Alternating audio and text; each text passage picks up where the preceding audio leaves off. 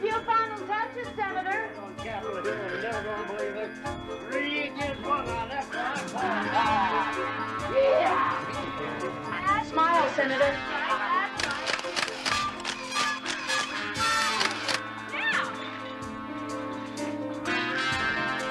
Hey!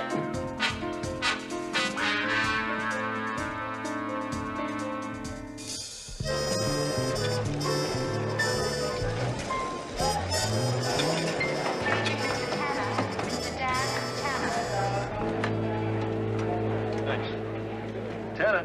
Dan Tanna's. Andrew, you called me. Oh, that's right. I forgot. Hi, Dan. I have a message for you. Well, what is it? Oh, yeah. Senator William Mitchell. He says you met him. Well, no, you don't meet Senator Mitchell, Andrew. You are enveloped in his presence, overwhelmed by his benevolence, morality, and goodness. Gee, that's nice, Dan. Anyway, he wants to see you right away at the Aladdin. And you know what else? No, what? He says he'll pay you anything to drop whatever you're on and to take his case. Well, then we'll just have to drop the 3 cases I'm on, right? And get right over there.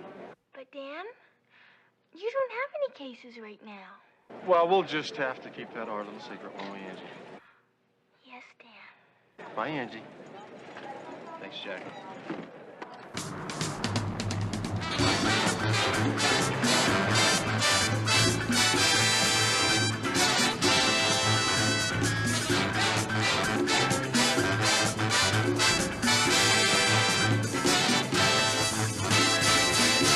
I pride myself on being an excellent judge of character. I was sure these ladies were absolutely legitimate. They were elegant, well-read, perfectly groomed. But they're hobbyist photography, eh, Senator? You understand, Mr. Tanner, that some very important legislation could be jeopardized if this incident is publicized. Well, I take it you're referring to the anti-pornography bill you're sponsoring? Of course.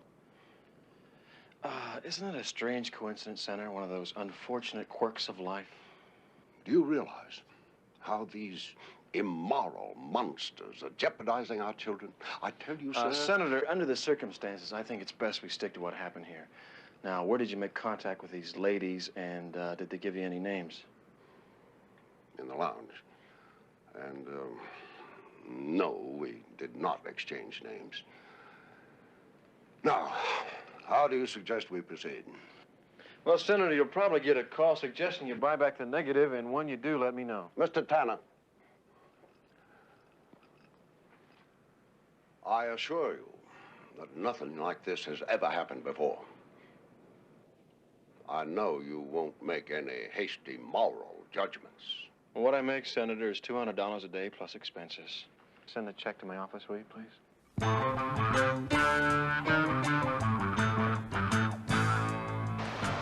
I'm going to explain this to you one more time, Dan. This police department's paid for by the taxpayers. We're not here to cater to your needs. Bella, I'm a taxpayer. Congratulations. Look, just handle this thing. One thing for me, and I'll never ask you for anything again. Ever? Ever. What a liar. You want me to check out an MO on a trio of classy female photo blackmailers in big cities. It's very poetic. It's also a lot of work. I'll pay extra taxes.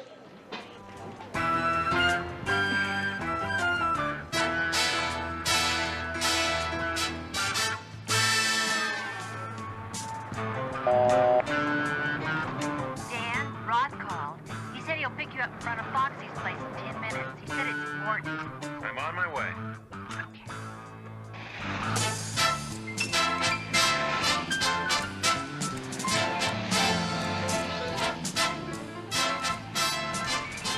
I want that Yo-Yo in Reno checked out. Hello, Daniel. Come on in.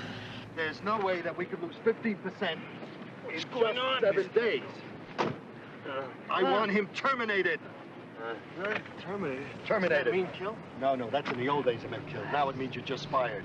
Hey, you knew Shorty Morty, didn't you? Yeah. He's dead. He's dead. Mm-hmm. Dead. Oh, that's too bad. Yeah, right. You know, he was one of the original 6 singing midgets. The first act I hired in the first club I owned. Well, he lived a long life. He was, what, 73, 74? No, he was 85, and he'd still be alive today had he not fallen out of a first-floor window. First floor. Uh-huh. Yeah, well, to you it's a first floor. To him it was a rooftop. Rumor had it he was fooling around with the wife of a defensive tackle of the Pittsburgh Pirates. That's a baseball team. Well, that's why he got killed. Yeah, right. We're going to have a very formal, solemn funeral, and I'm going to be one of the pallbearers. Is this for a morning suit? No, I've got a morning suit. This is for an evening suit. I had one made in London, you know, when I was presented to the Queen. And you're going to have the honor of standing next to the suit that was presented to the Queen, because you will also be a pallbearer. All right. Slick, wait a second. You had me meet you at a street corner to tell me I'm going to be a pallbearer? Yeah. Shorty Moody was your friend. What's the matter? Don't you like short people? Everybody liked him. And he loved you, Daniel. The day before he died, he said, I love that Daniel. What a wonderful kid. Slick, I only met him once. Well, how many times is somebody going to meet you to be your friend? I hate funerals. Well, yeah, everybody hates funerals. Look, it's going to be a very formal affair. Sid, I'll be there. Wouldn't you say the look on his face is just a bit expectant? I think the definitive term is overexposed. You know, with the possible exception of our good friend, the Reverend. The Reverend. I'd say the Senator is probably our finest conquest. Yeah. Well, don't you think so, Linda? Yeah, I think so. Sometimes I wonder if we're not pushing just a little too hard. I think the only thing we're pushing too hard is our time in the sun. I'm parched. Let's go play some blackjack. Okay, I'll get some cash.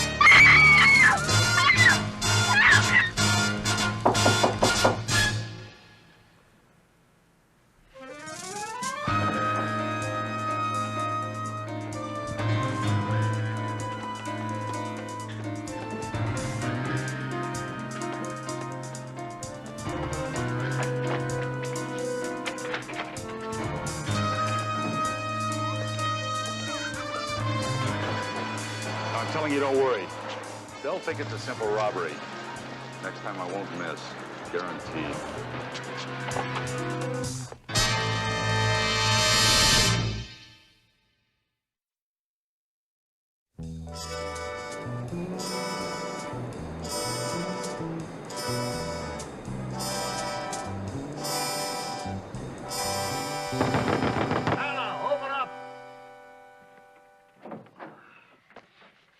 What are you I just got the morning paper. Take a look. There she is, Tanna. That's the woman that took the pictures. Mrs. Jonathan Stockwood, a wealthy visitor from Beverly Hills. You mean to tell me that you had pseudo-pornographic pictures taken of you by a rich married woman from Beverly Hills?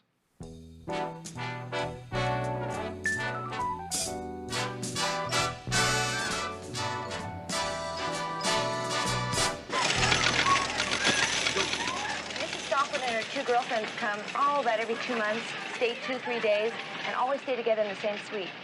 Nice ladies? The creme de la creme, Dan. 3 ladies from Beverly Hills, very wealthy. You know, blackmail just doesn't figure.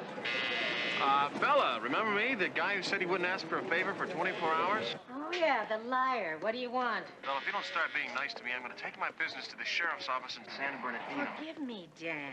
Oh, forgive me. Just tell me what it is you want me to do to jeopardize my job. You know I'll come through. Linda Stockwood, Helen Martin, and Doris Howard, all of Beverly Hills, all dressed like Park Avenue. They speak like Vassar and act like Windsor Castle. Sound like girls for all seasons. I mean, why do you have to check on qualifications like that? Well, under all those peacock feathers, Bella, I'm trying to find a duck. Paging Mr. Cohen. Mr. Bert Cohen. Is that it? I'll talk to you later. Mrs. Stockwood. Another reporter. I'm a private detective. I represent Senator William Mitchell. Is that supposed to interest me? The senator would like the negative. I know you don't know what I'm talking about, and how dare I? Who are you? My name's Tanna. He thinks it's politics, I think it's something else. What's the price tag?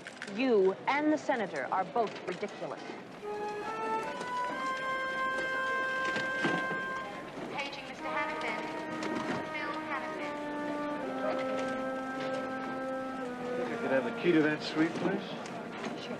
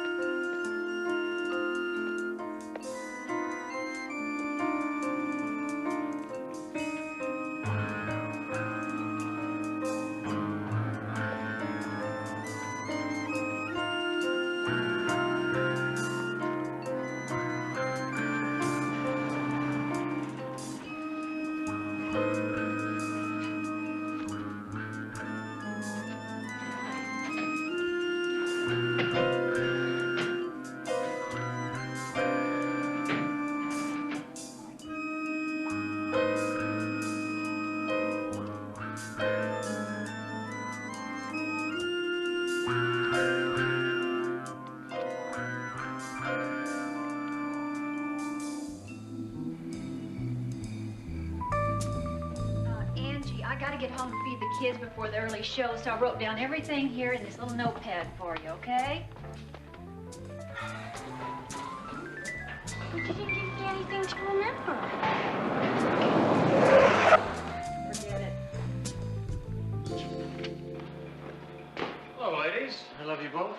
What's up?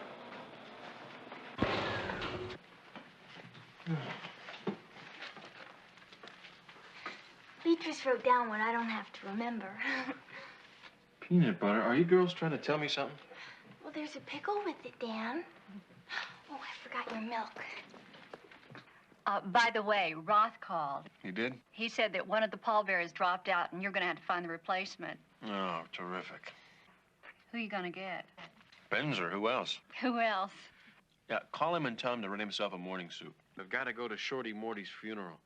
You got it. Oh, about those three ladies you asked about. They checked out to be very rich Beverly Hills high society types, and they come to Las Vegas with the full approval of their husbands. Now, Linda's husband is Jonathan Stockwood, and he's in real estate development, and at present he's in New York on some sort of deal.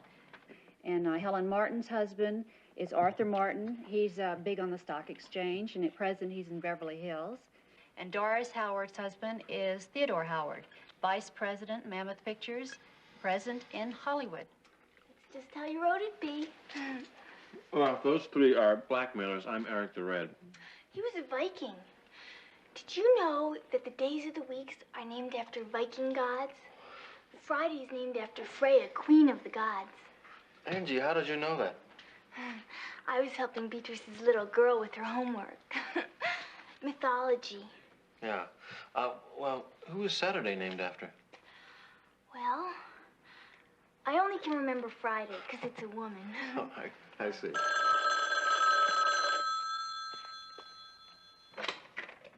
Dan Tanna's. Just a minute, please. It's for you, Dan. Thank you, Angie. Tanna. Dan, you wanted to know if your three wives came in and where they were going if they went out? Well, they just made their reservations.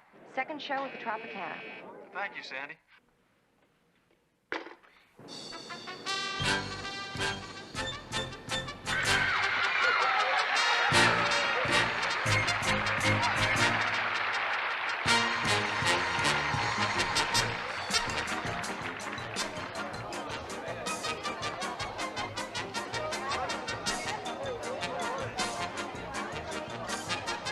Ladies, these belong to you?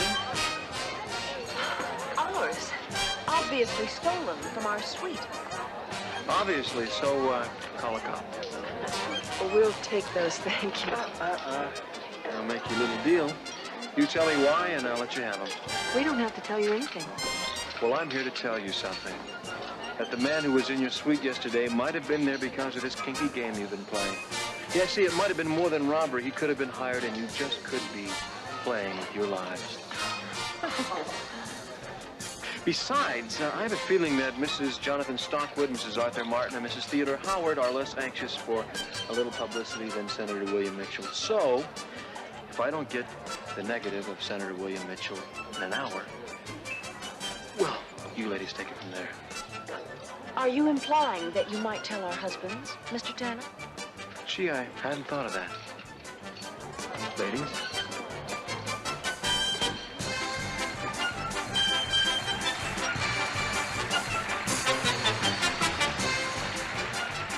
I think he just might do it.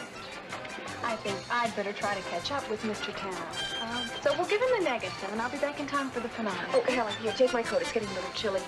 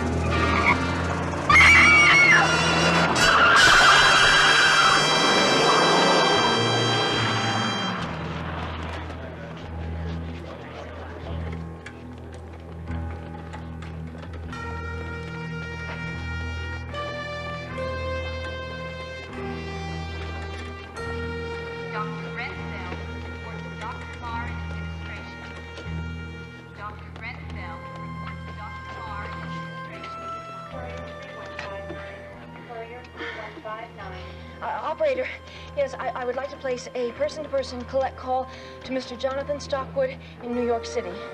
The St. Regis Hotel. Hello, Teddy.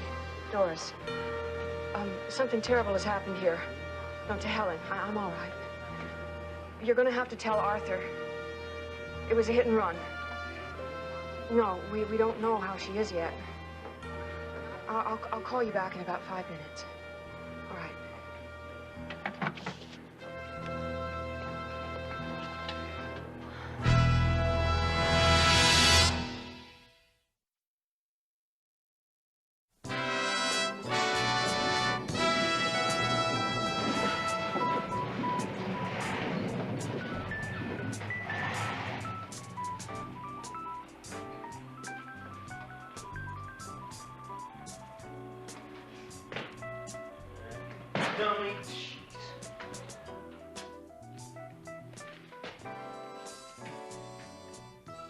They've been waiting for you.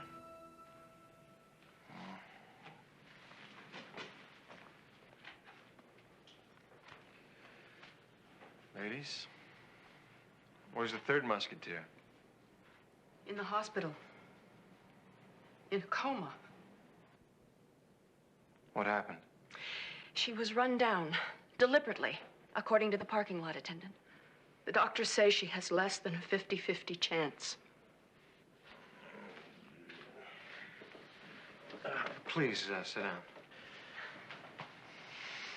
Look, you said that maybe the intruder in my room was not just a burglar, that perhaps someone was after all three of us. Well, we think you could be right. We want to hire you to protect us, to find out who it is. Well, it only costs 10 cents to call the police. Yeah. Our husbands are coming to Vegas, and we'd like this kept as quiet as possible. Do you understand? No, I don't. I'd like to understand, but I don't. You ladies have my interest. But first of all, you've got this camera game that'll give you 36 suspects a roll. What I want to know is why. Dan, they're scared and in trouble. Couldn't B, I'm sorry, no. Why? Mr. Tanna, you couldn't possibly understand why. Well, I'm much brighter than I look. Try me. All right, then let's start with needs. Something I'm sure you have none of. Well, I have some needs. This isn't exactly paradise, but it's a long way from a ghetto. And it's a hell of a lot longer away from your Beverly Hills with your fancy cars and your expensive clothes, your fancy friends. Oh, you got it so tough, lady. I feel so sorry for you. I know a lot of folks who trade places with you right now. Oh, I'm sure you do. Until they face the reality of husbands who work 20 hours a day, 7 days a week. Business trips instead of vacations, phone calls instead of quiet dinners, gifts instead of love. And all because they want us to be secure and comfortable. When the fact of the matter is they love what they're doing and they couldn't possibly give us the one thing that we really need, their time.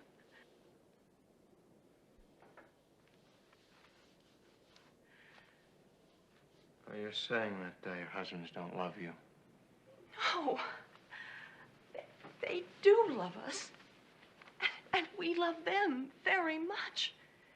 And that's the reason that we never slept with any of those men. I mean, we did it to prove that there were men who would still want to be with us. And the more unattainable they were, the bigger the challenge for us. And all to prove that we were still desirable, still women. It was just a game. And we played it because we were bored.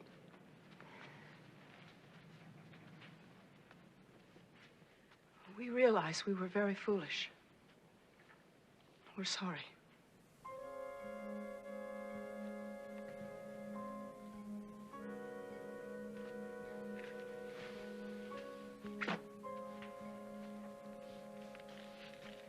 Senator Mitchell, the negatives.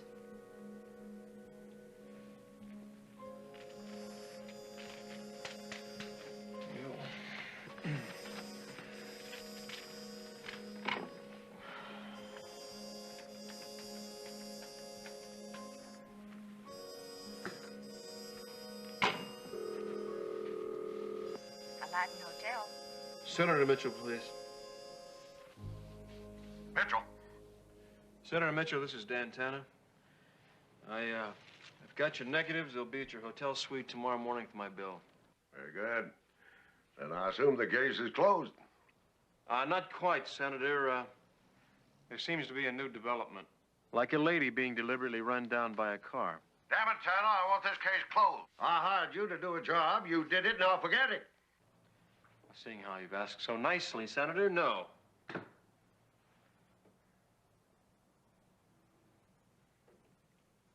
Will you help us? Are you sure you want a male chauvinist who couldn't possibly understand a woman's feelings working for you?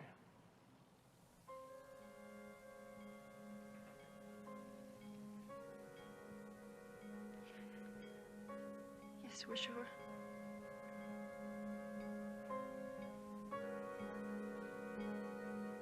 I love you, Dan Tanna.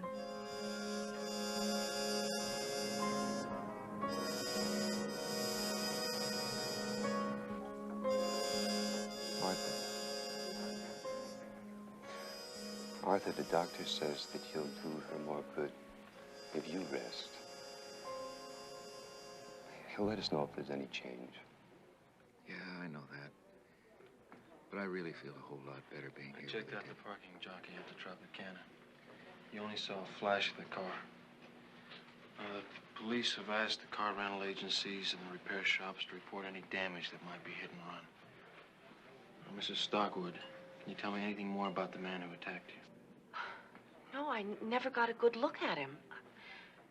But the maid was there. No, the maid told me he was a male Caucasian, that's all. He will leave his side. The doctors don't know how long she'll be in that coma. I can't budge him, honey. If it were you, do you think I'd leave you? Oh, Teddy. Linda? Oh, Jonathan. How is she, Teddy? Critical. What about Arthur? What? He's been in there with her for hours. We can't get him to leave. He's making himself sick, Jonathan. Well, we won't let him. Oh, Jonathan, this is Dan Tanna. He's a private investigator that we've hired to find out who did this. Listen, anything you need, anything at all, you understand? Don't hesitate. Thank you. We're gonna stay until we know about Helen. Teddy, come on, let's get Arthur out of there. Nurse Bartlett, call physical therapy on 214. Ladies, don't go anywhere without your husbands. Don't go out alone.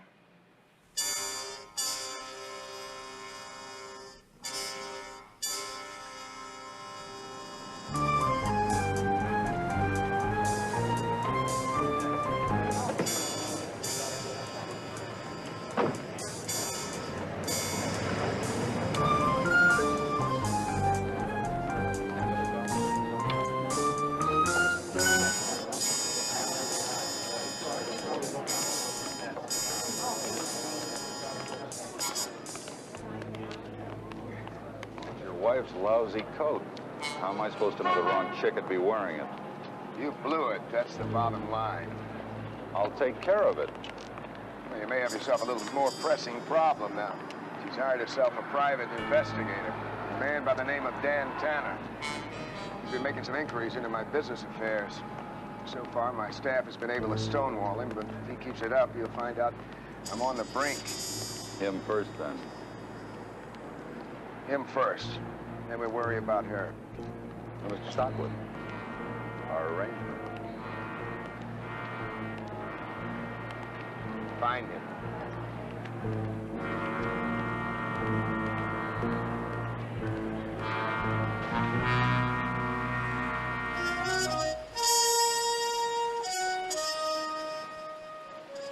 I didn't know she was going to be a hit-and-run victim. Don't roll those baby browns at me. You know something I should know. I think someone's trying to hit all three of them. So you want another favor? That's not another favor, Bella. It's just the same favor. I want you to check on the husbands, their hobbies, their financial status, extramarital activities, I if am any. doing that anyway. The police department doesn't stand still either, Mr. Hotshot. And what about the marks your three ladies hit on? They don't figure. The ladies swear they've never seen or contacted the men after they've taken their pictures. Well, why'd they take the pictures? They say scrapbook mementos. I believe them, Bella. These men do not have a motive for murder. Nobody's trying to bribe them. Nobody's trying to blackmail them, right? I like it. Okay, if you get anything, you call me. I'll do the same. Is that a deal? Dan, did you ever sell used cars? Only own them, Bella. Only own them.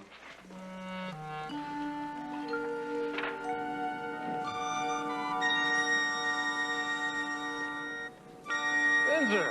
Hi. Is this yours? Yeah. Well, I've never seen a car in more perfect harmony with the personality of its owner. Really? Thanks. Yeah, it's pretty. I traded in my old one for it. Oh, I got the suit that you wanted. Terrific. I found a retired tailor in North Vegas. He used to rent them. Had one left, your size. I saw it. It's really lovely. Windsor, you're wonderful. No, just efficient. It's nothing. Well, it's not nothing, you know. It's a small something. Well, listen, in appreciation, I'm going to let you take the T-Bird today, and I'm going to use your car, huh? Are you kidding, really? You mind if I lose the fringe? Well, no, it's the best part, though. The T-Bird's at my place. Just bill the flat tire in the cab to me, okay? Okay. Take care.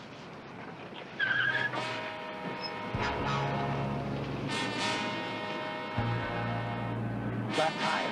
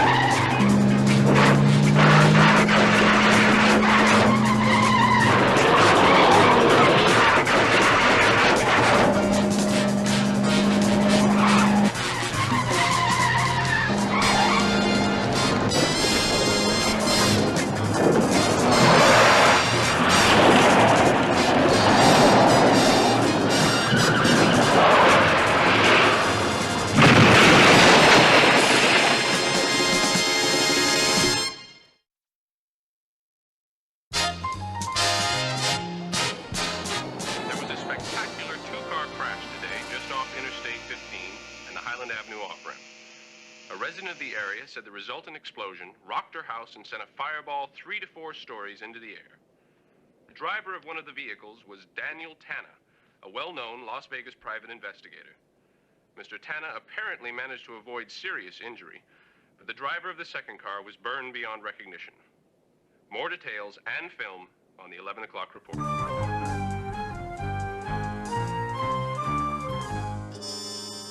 Oh, darling, listen, I had a heck of a time getting you down there.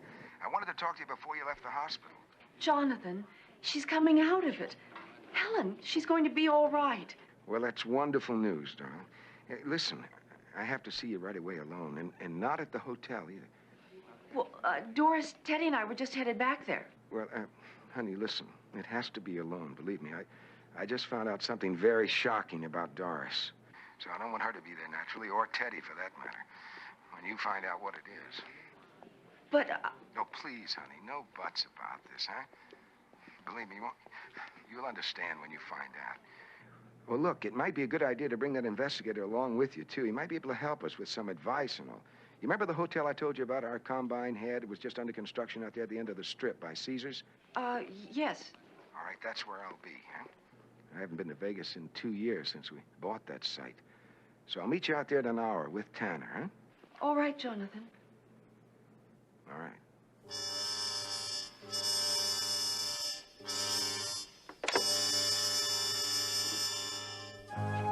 Well, the cleaners did the best they could with your coat, but I'm afraid it's a bit worse for wear. Is anything wrong? I think Jonathan has found out about us. At least about you. He only mentioned you. Well, maybe it's something else. I've got to find out. He wants me to bring Dan Tanna. Please, make my excuses.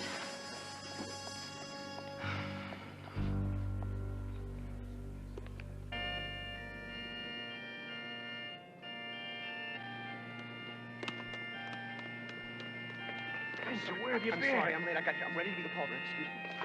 Excuse me. This is the replacement? This is the pallbearer? I got Gaspar the Great suit just in time. But that is not a morning suit. That's white tie and tails. It was the best I could get. Belongs to the magician at the hotel in the lounge act. You got a magician suit? It was the last minute.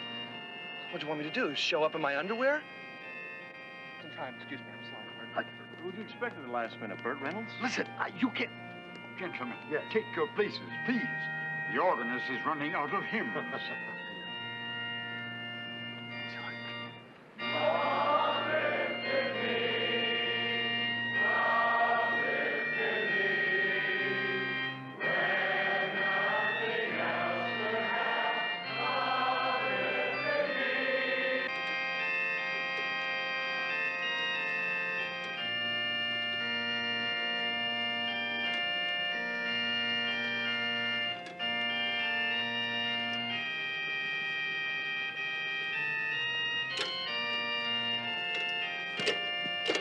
My dear friends, I am deeply affected emotionally by the passing of my sweet little pal.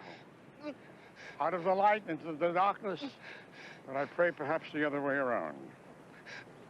And the command, which there is no challenge, has laid him to rest. He was a sweet little man. Morty Short, known What's he crying about? Shorty Morty. He didn't even know Shorty. He's not crying about Shorty. I told him about his car that I wrecked. Taller than his size. And so, among the many who mourn his loss, we see before us some lovely young ladies whom Shorty Morty courted during the tenure of his career. He had an interesting life. He was but a few short months from being 84 years young. And he had 12 children who would be here today if they knew that Shorty was their father.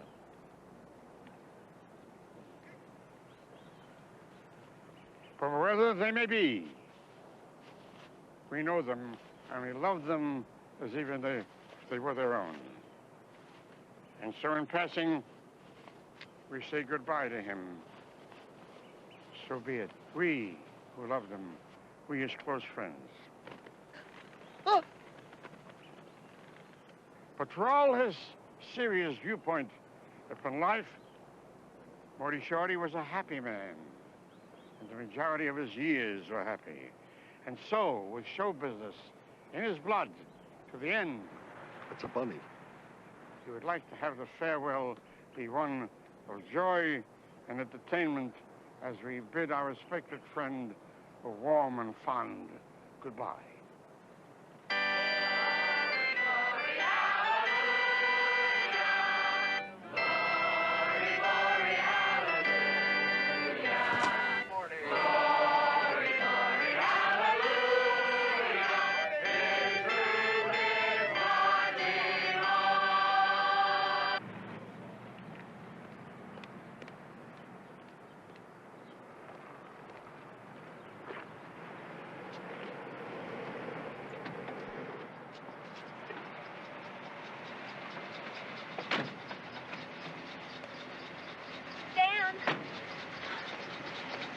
Jonathan wants to see us.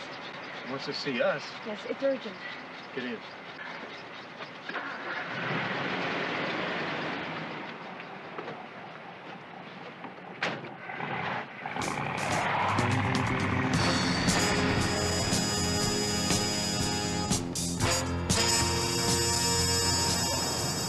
Well, Pete thought only Doris was involved. What's your problem?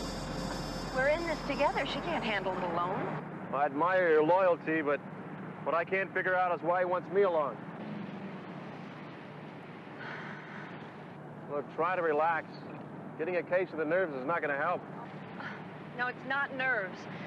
It's my coat. It still has Helen's blood on it. Your coat? That's your coat? Yes. Helen was wearing it when she was run down. You're the target. What? The hitman missed in your apartment. He tried to get in a parking lot. Helen was wearing your coat. He thought that Helen was you. Why just me? Linda, do you have any money of your own, family money? I'm talking about big numbers. Well, yes, I do. And my parents died. Who's your beneficiary? Well, my husband, of course, but my husband... You're not saying that my husband is trying to kill me. Linda, I know he's in deep financial trouble. Now, 2 attempts are made on your life. He shows up in Vegas, you tell him I'm working for you, and someone tries to kill me. Now, if he were aware of the little game you girls have been playing, there's a possibility he could be behind it. Now, after your death, he could leak the game to the police, and they'd spend the next 50 years looking for one of your marks. You're wrong. I'm telling you, you're wrong. I could be, but when we get there, do exactly as I say.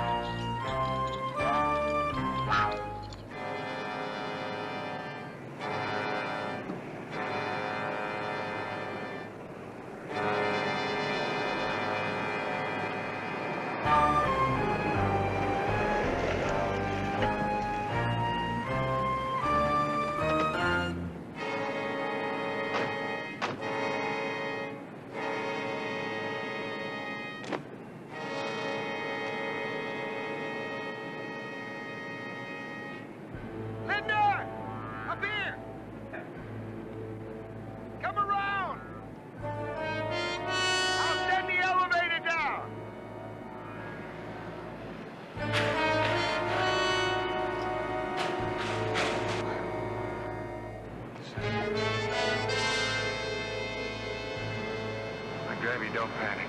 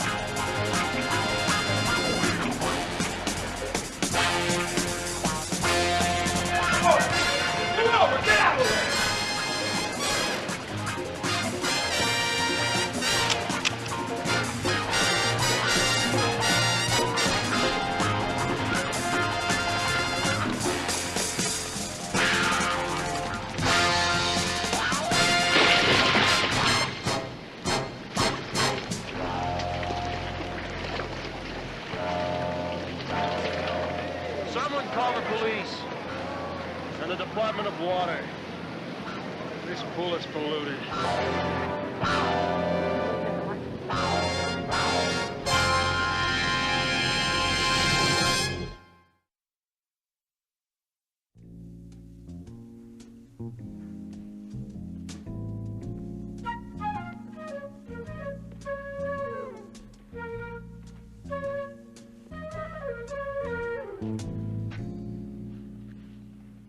Hey, what are you so down about? I'm the one who almost got killed. Ow.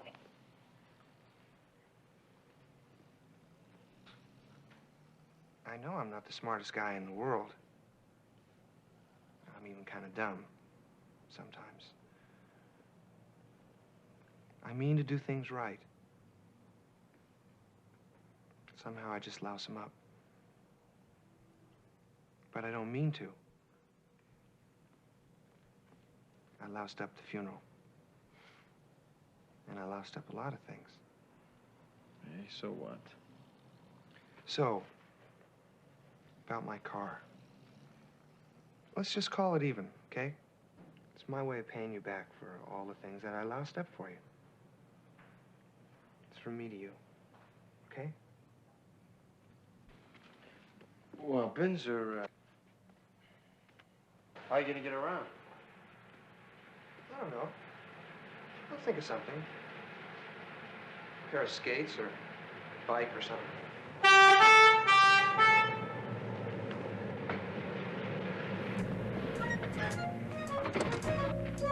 That's my car.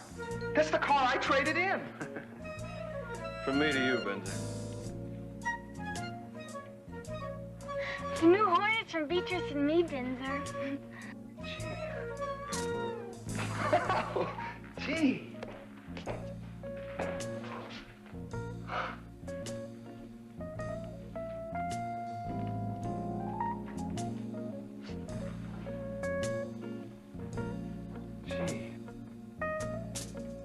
I just wanted you to know that, after all the kidding and joking, that I like having you around, and I like being a friend. I'm used to you.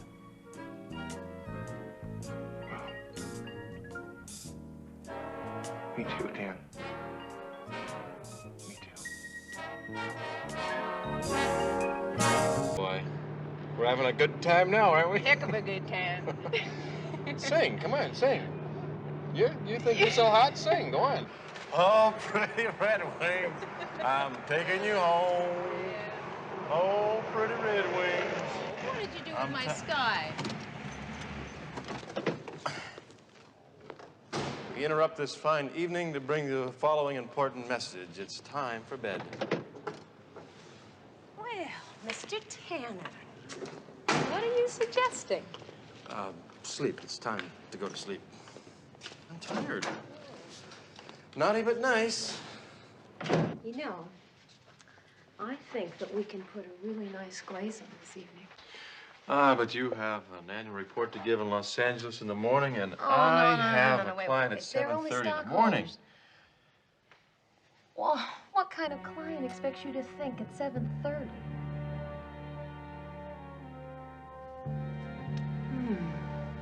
Talk about cost effective. You have any breakfast meetings on Thursday? Nope. I'll be back Wednesday afternoon. I sure hope you're not always this sensible. Oh, I'm never sensible on Wednesdays.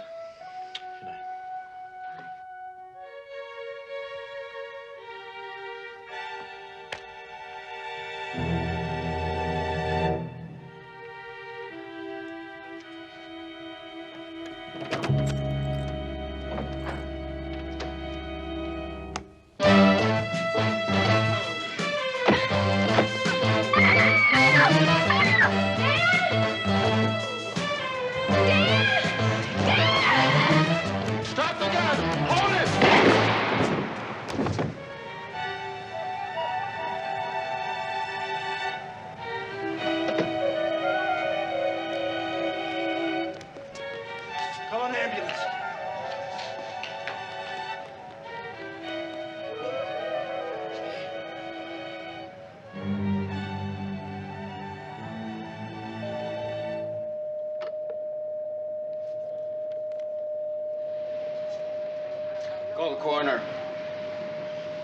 Wait a second, are you sure you haven't tried CPR? I just pumped more blood out of him. The guy is 000. He can't be. Come on, do something. You want a second opinion of your marksmanship? You scored.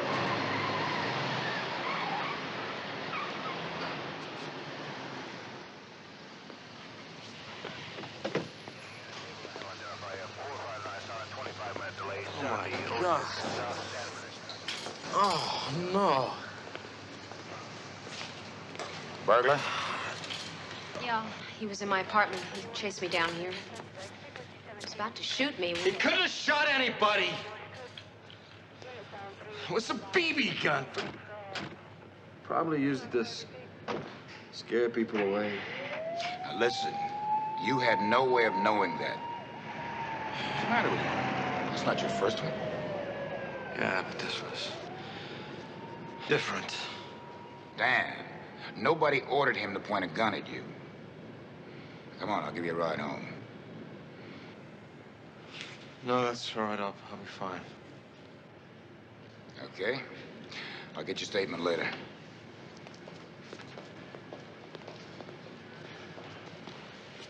Dan, you didn't mean to kill him. Are you kidding? I shot exactly where I aimed. Well, you fired in self-defense. I fired without thinking. You're being too hard on ring, the blow away. 9417 Bandera.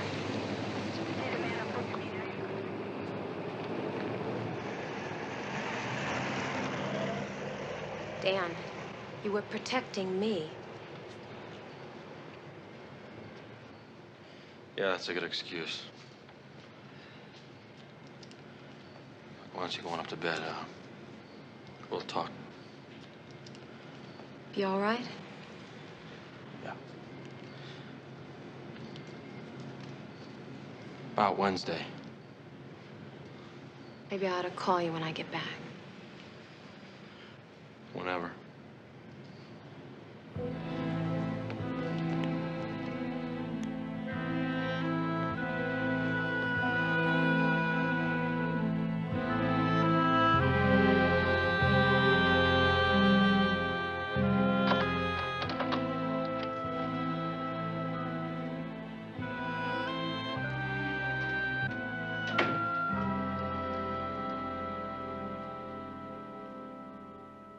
Dan? Nelson called you, huh? Yep.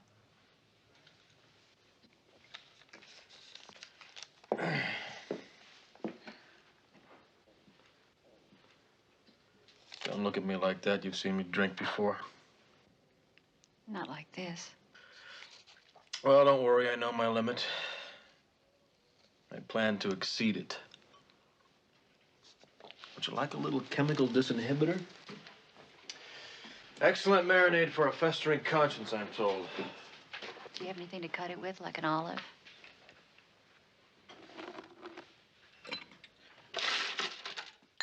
One blabbermouth soup coming up. Just getting ready to clean it. Should always clean a piece after firing. Prevents rust, ensures accuracy.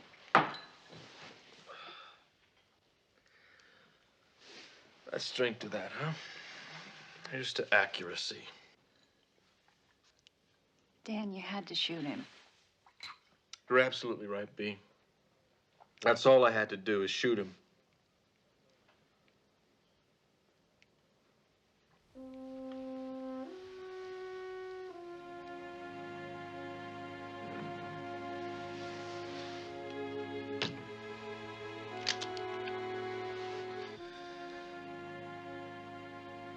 You know, this instrument is so well engineered, it'll put 5 consecutive rounds in the black at 75 feet. I've done it.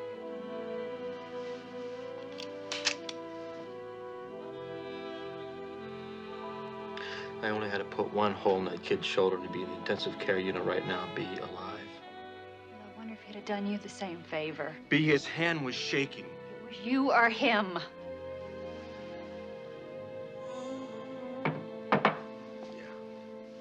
Him and me. Well, the jungle, is that what we are, B? Animals, huh? You have a right to survive. B, do you know what it's like to stop a heart, turn living tissue into garbage? No. No, I don't, but I do know if it'd been a real gun, it'd be Kathy on the slab instead of him. Dan, that guy could be a murderer. He could have killed a lot of people. Yeah, it's possible. Well, then why don't we just put all this guilt on hold till we find out something about him? Yeah, let's hope he's blown a couple people away so Dan will feel better. Dan. Dan.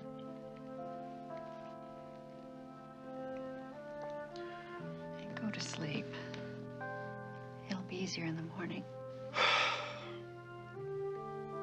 God, I hope so, B. I hope so.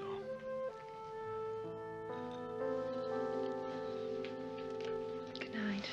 Good night.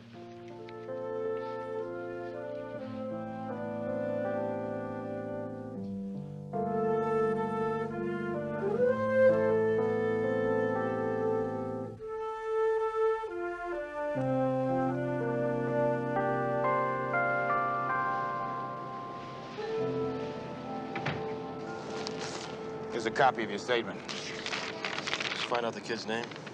Yeah, it's Patrick Murphy Klein. Any aliases? None. No record except a traffic ticket for parking in front of the YMCA. He had $25,000 worth of diamonds? That's right. In his YMCA bag. He got lucky, some widow of an oil executive.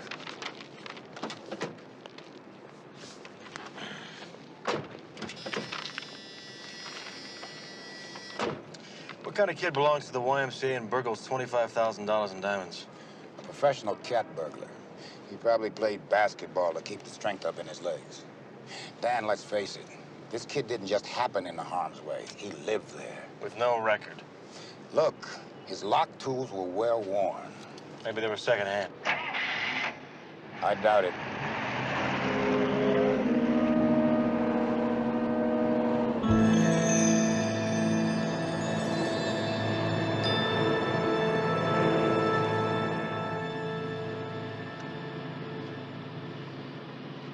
If this is gonna give your conscience trouble, what happens the next time you have to squeeze one off? When other lives are on the line? Just want to find out what kind of human being I killed. Dan, when one of my officers kills somebody, they talk to a psychiatrist, not the victim. Now, if you just sign that statement, you can take it to the assistant DA yourself. Ed St. John? He would like for you to drop in, and his name is Edward St. John. Don't call him Ed, or you might find yourself doing push-ups.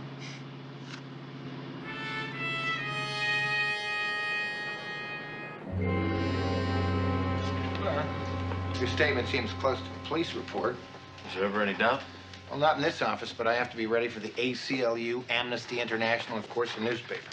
Trigger-happy PI blows away unarmed burglar, right? Well, there is yardage in that if Susan Klein wanted to push it. Klein have a wife and kids? An older sister, sole survivor. You were completely justified, Tanna. No judge would clutter up the court system with this. If anything, he'd thank you for solving a bunch of small burglaries. You call $25,000 small? Well, you may do well to get away, huh? Take a little vacation. Yeah, I'd like that. Well, no problem. My office is leaving this right where it is. I hope you do, too.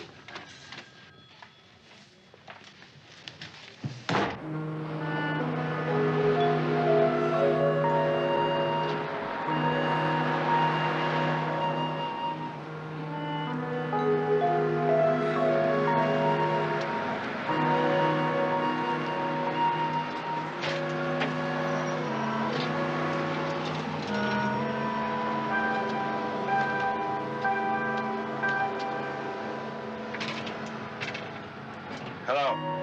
Sawyer here. I got a message you called. Are you on a case? Not now. I've got something coming up next week. I need a few days surveillance. Who? Private investigator named Dan Tanna. Sure.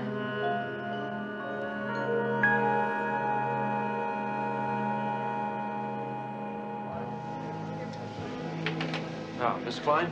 Yes. I've been trying to reach you at home. It's regarding the investigation of your brother. It's about time someone looked into it. Grab a table outside. I'm just going off duty.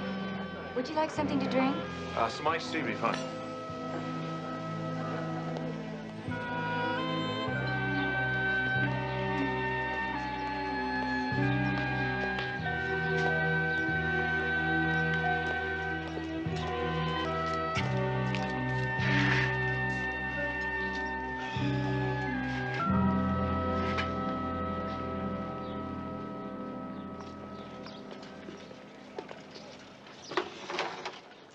Been working double shifts.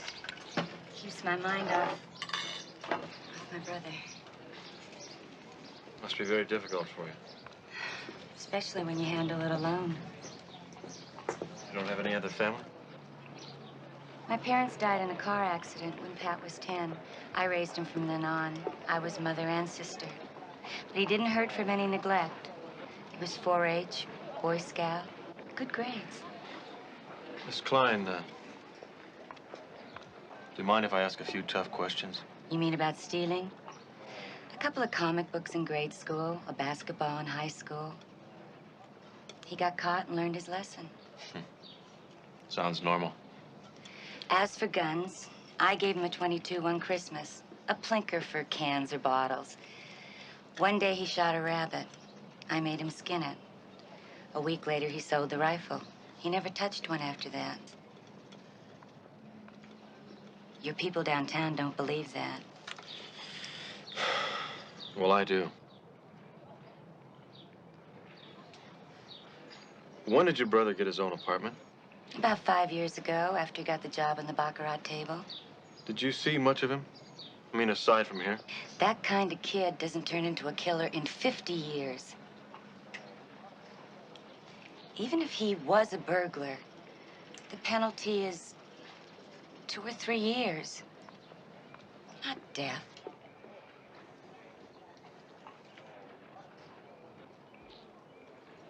Did you contact a lawyer? Oh, yeah. He said forget it. I heard about what happened the other night. That must have been terrifying for Kathy. Daisy, can we talk about this later? Oh, I know, Dan. I know you had to shoot him. You blood freak! You murder my brother and come down here pretending to be a cop? You sleazy, murdering scum!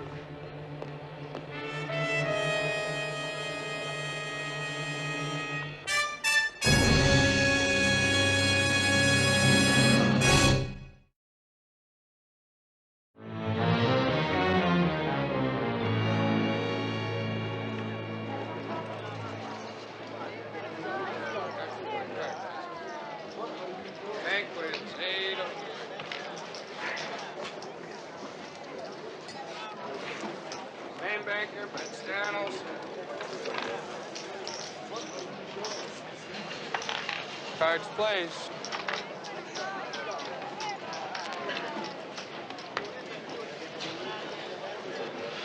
Hi, Daniel.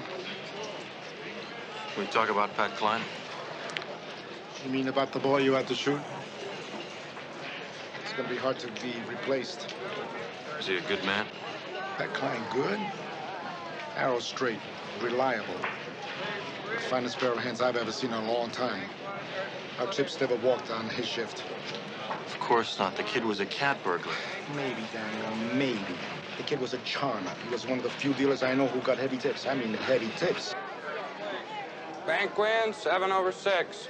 All bets down, new banker. All set? Here we go again. Cards, please. Oh, I'd like another margarita, please. Salt the rim this time.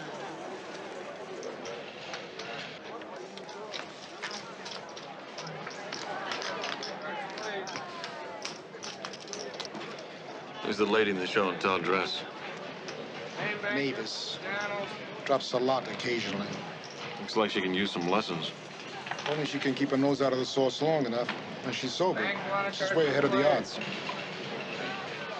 Beat one more. Bank wins, 9/6. Bets down. Same banker. Cards, please.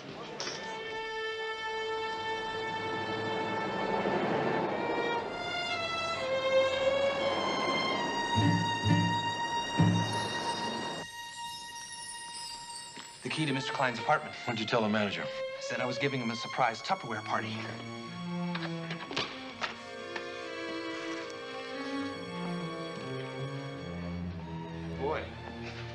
guy was a big-time burglar. He was a very small-time spender.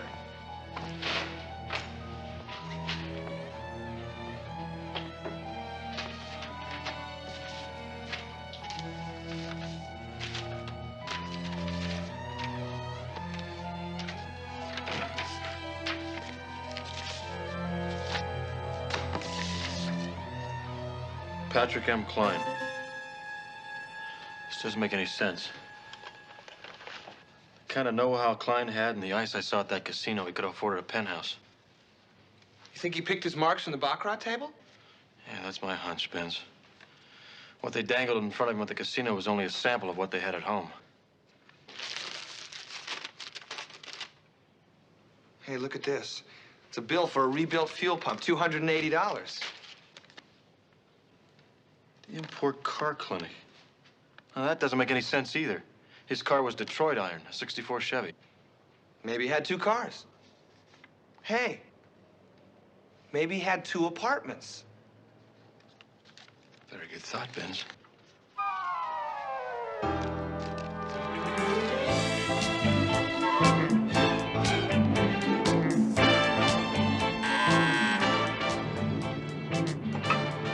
Tanna. Dan, where are you? I'm heading out to the import car clinic, B. No, you're headed to the DA's office for a chat with Edward St. John. Ah, a friendly chat? Well, the invitation sounded more like a bench warrant. Thanks, B.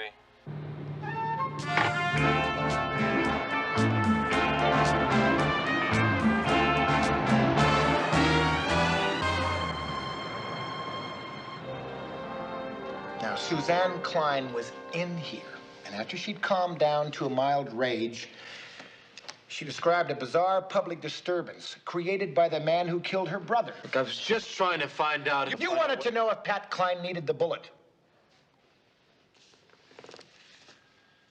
Do you know where Klein worked? Oh, of course I do, Tanna.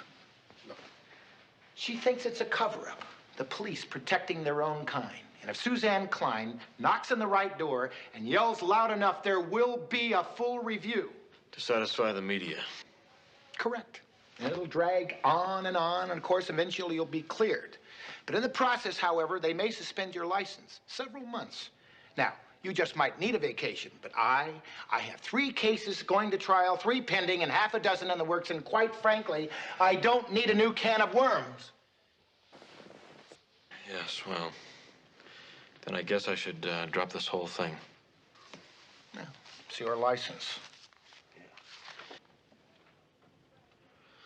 Well, there are a lot of other things I could be doing, all of them requiring a license. I see. Do you know if Klein had another address? What is wrong with you? Okay, all right. Okay. Thanks for coming in.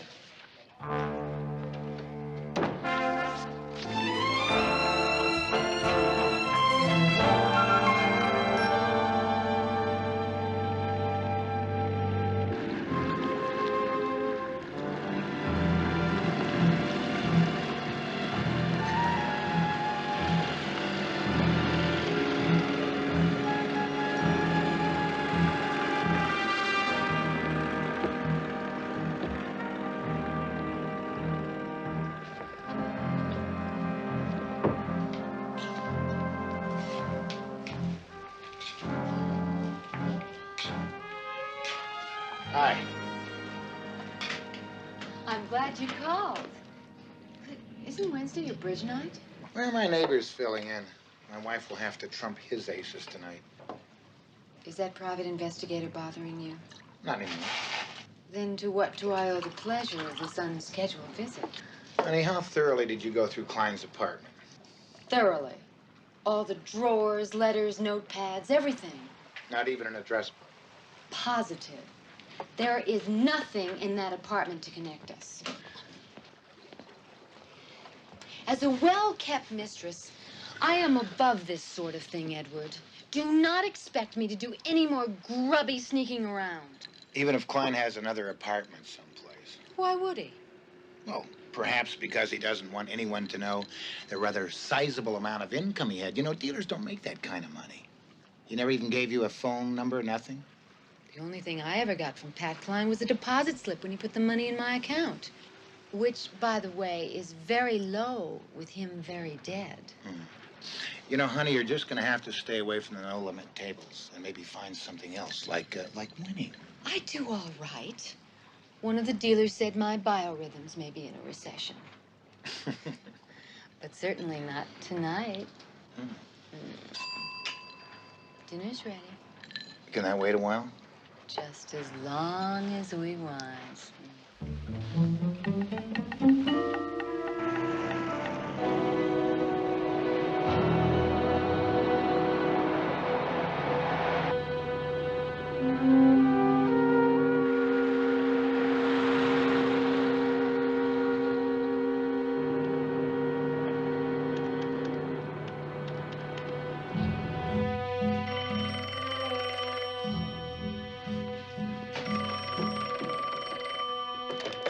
Tanna Investigations. Theo, I want you to run a quick check on a Nevada license plate. CGW388. A blue sedan. Guy's been following me the last couple of miles. CGW. How many are in the car? Just the driver. He hardly fits. A real bone crusher type, if you know what I mean. I'll get right on it. Thanks, B.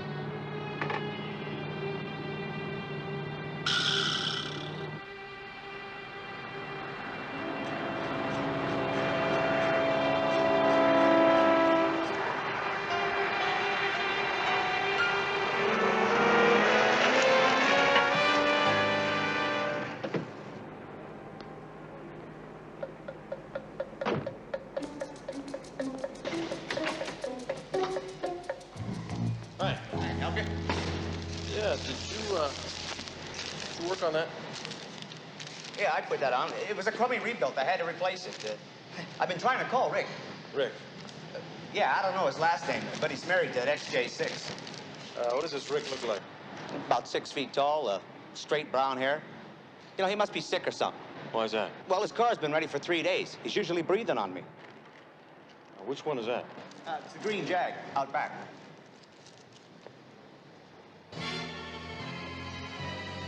Another way out of here? Yeah.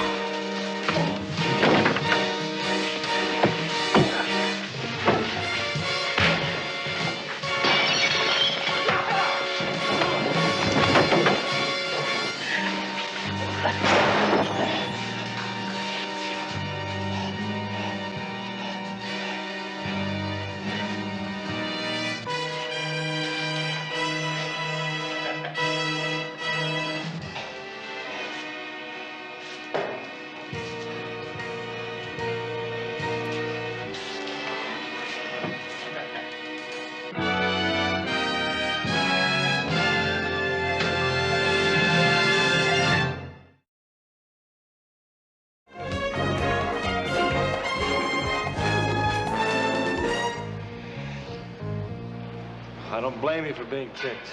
Ticked? Mad?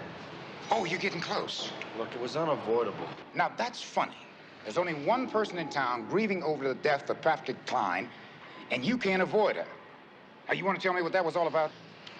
Maybe I was off base there. You're damn right you were off base. Now, on one hand, you tell the assistant DA that you're laying out of it. Then you're right back into it. You come in here, bust up a garage, and have 2 units rolling. My phone is still smoking for St. John's call. Now, let me tell you something, old buddy. My office is taking a ton of heat over this because of your obsession with a dead burglar. A dead burglar owned a $30,000 Jag under an assumed name. What? And about the time I found that out, some no-neck rhino tried to take my head off. The only obsession I have is with staying alive. Why do you connect him to Klein? I don't know. I just get the feeling he's been sitting on me the last 3 or 4 days. Does this person have a face? Yes. A very large body, stronger than train smoke. Well, there's a guy here from Arizona who's been around town for a while. He's an iron pumper. What's his line? He collects debts and closes accounts. Maybe you better take a run through the mug file and see what you can come up with. I'll get cleaned up and come on down to Metro. If our friend St. Edward starts to get righteous, you tell him that Jag is registered to Rick Link, 1001 Palmyra Drive. The description fits Klein perfectly. Is that a positive ID? Rick, Patrick, L-I-N-K-E. It's an anagram. They rearranged the letters to get Klein. See you there.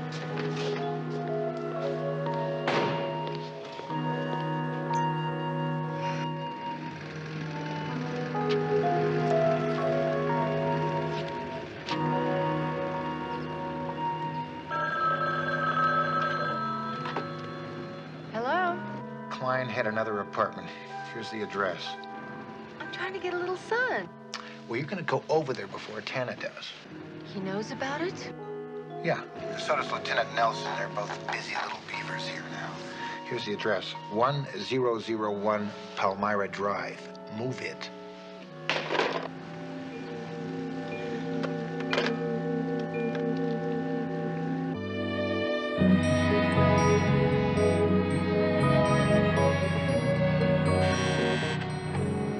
Tanna. Dan, that blue sedan you asked about, it was found abandoned. Binzer checked it out. The license plates were phony. What about the no-neck rhino who was driving it? Well, Nelson said he's not from our local zoo, but he'll be running it down. Okay, keep me posted, B. I will do. Now, where are you going to be? At Rick Link's apartment. Also known as Pat Klein. Right, 1001 Palmyra Drive. Tell Binzer to meet me there right away. Okay. Hi. Oh, hi. Dan wants you here right away. Come on, I just got back. You can't say.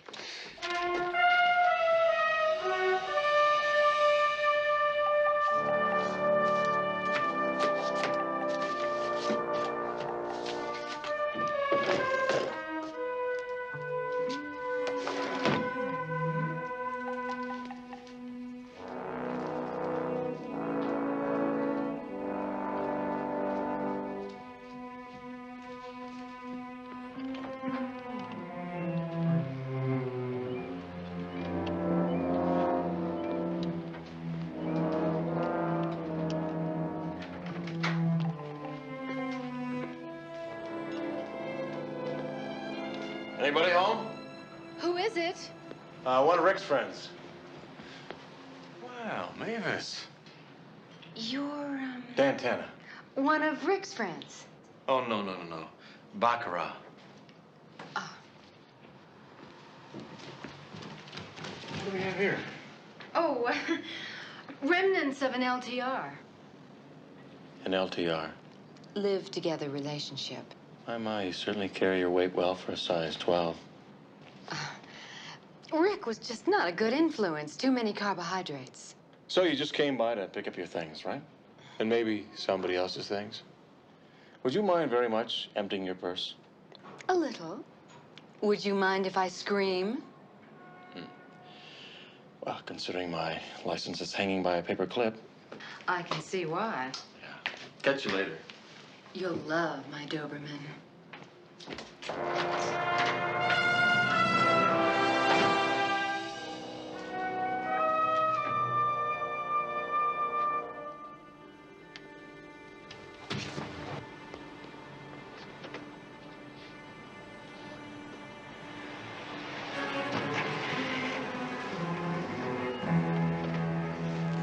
Hey, Vince. What? The tan sports car. Oh!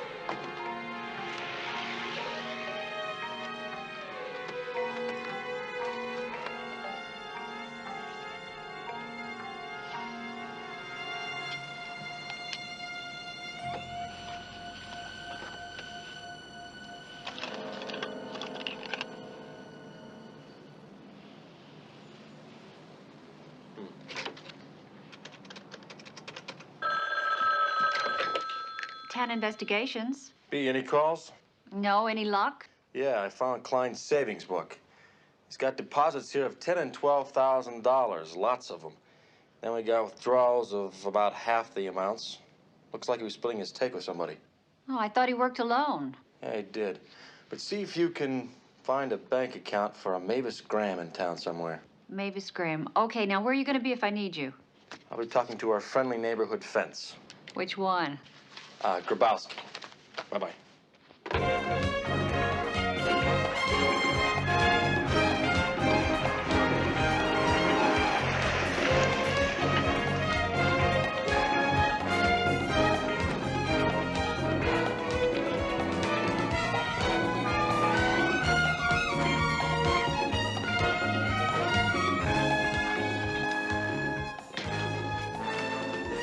Oh, and I was having such a nice day. Pat Klein. Information is 411. Oh, I found the party I'm looking for. Casimir Grabowski, distributor of previously owned jewelry, purveyor of fine art. I was about to close. Just tell me who Klein split his take with. Klein? Casimir. A very nice old lady spent her life savings to purchase a Renoir sketch from you. Fake, of course. Can you prove that? Yes, I can prove it. Now, maybe I should invite Lieutenant Nelson down here. You could sell him one of your sketches, huh? A woman did bring jewels in from time to time. Very sexy. Auburn hair. Bag lady for who? I don't know. Someone with clout. This lady's name Mavis? I wouldn't know. She only came in when Klein couldn't. Casimir, don't close. That very nice old lady will be back very shortly for a full refund.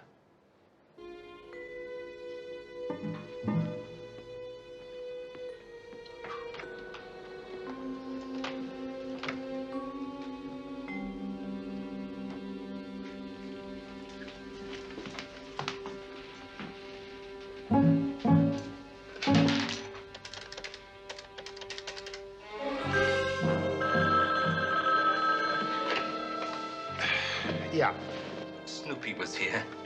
He knows Mavis is the connection, and that's all he has. Well, that's all he needs to put us in the shredder. Do you have someone to pull his plug? I do, and he's hot to do it, too. Talk to you later.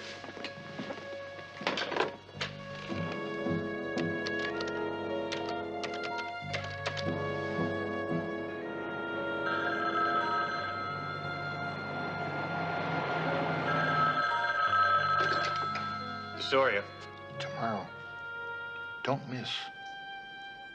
I won't miss. You got it.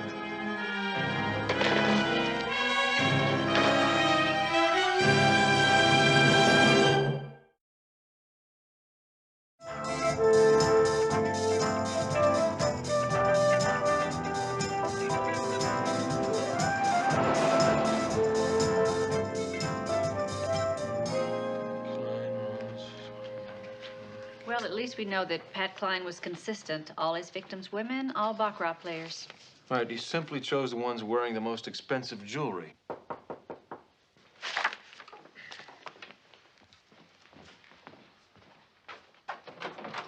Dave. Hello, Dan. Here's a list of burglaries with similar MOs. Get a match on the dates? Yep, I checked them out. Bank deposits were made within a couple of days of the last burglaries. What about this iron pumper who tried to give me a facelift? His name is Valeria DeSeria. His sheet came in from Arizona. Reads like my blotter. You name it, he's done it. Yeah. Question is, who was paying him to try to crack heads, huh? I put that question out on the street. Maybe we'll get lucky. In the meantime, if you see him again, call a patrol unit. We'll pull him in for questioning. Well, I promise you this. If I see him again, one of us is going to need an ambulance. Hold it. Why don't you call me and let us handle it, all right? Good idea. I'll see you later. All right.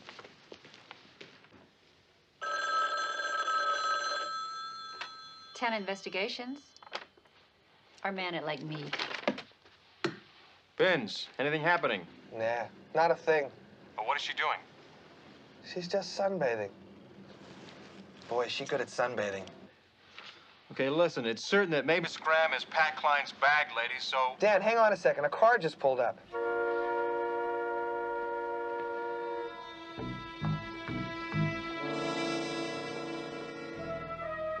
Look at that. Boy, you're not going to believe this. Well, try me. Take a guess at who's about to board the good ship Lollipop. Benz, I don't want to guess. Who? Come on, Dan, it's no fun if you don't take a guess. Benz, the reason you're out there is because I don't want to play guessing games. Okay, okay. Edward St. John. Isn't that something? The assistant district attorney. Someone with clout. Okay, Benz, keep an eye on him. I'll be right out. Great. Bring some sunscreen. Did you find out where Mavis Graham has her checking account? Washington State Bank. Okay, check the withdrawals from Pat Klein's passbook with the deposits in her checking account. Are you saying that some of the money went through her account? Exactly half. To St. John. Well, that's a weird situation. How's that work? Ordinary blackmail. St. John had evidence that could put Klein away. Well, then without Mavis, you don't even have a case. All you have are numbers and bank accounts. Bright girl. And pretty. If Nelson calls. Like me. Right.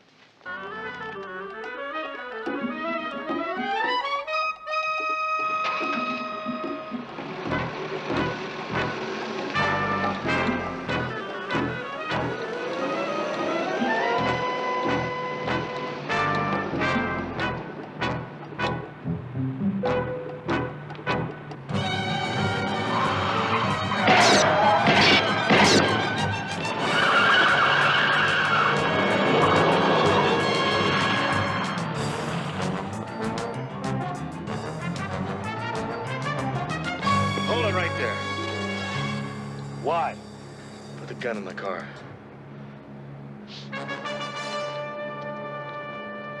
I said drop the gun.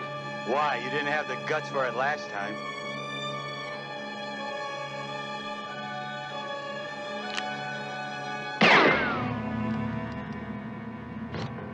I got over that.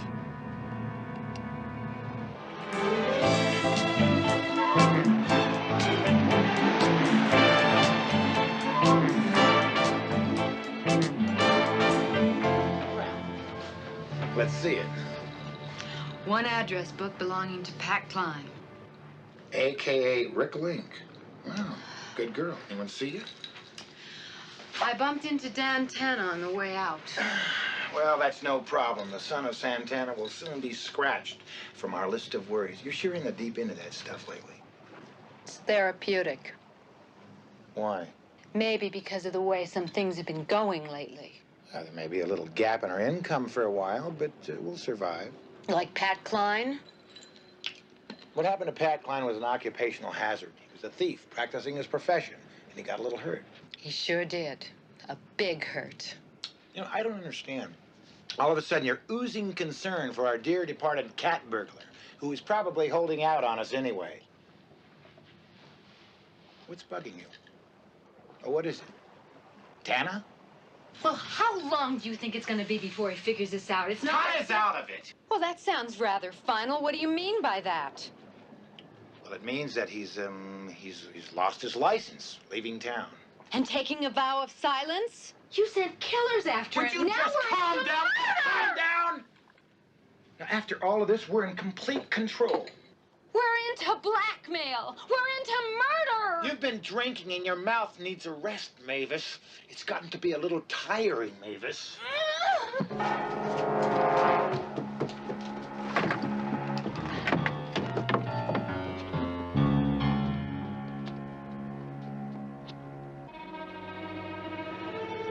What do you think you're doing, huh?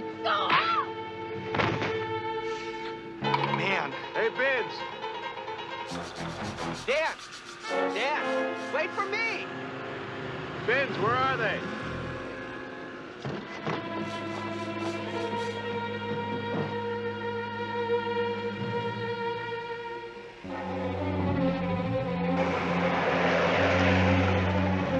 Dan! He just slapped her into another time zone. Let's go. Where are we going?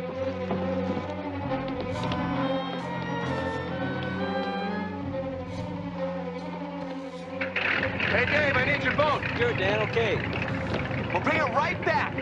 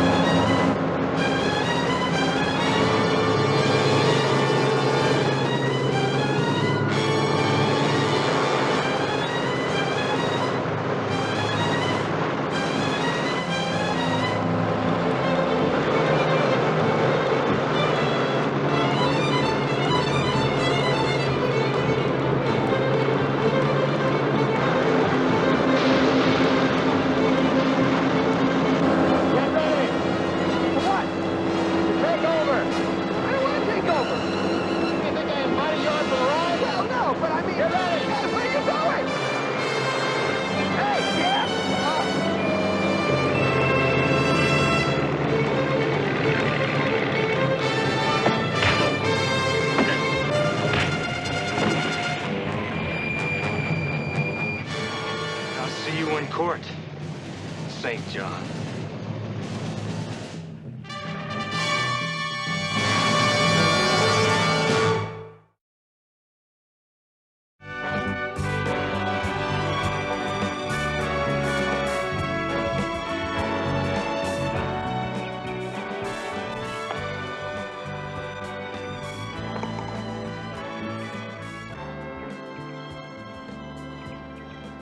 Looking good today. Oh, yeah, so are you. We have reservations at 8 o'clock. We do? Yes, we do. Unless you have other plans. Oh, no, no, no.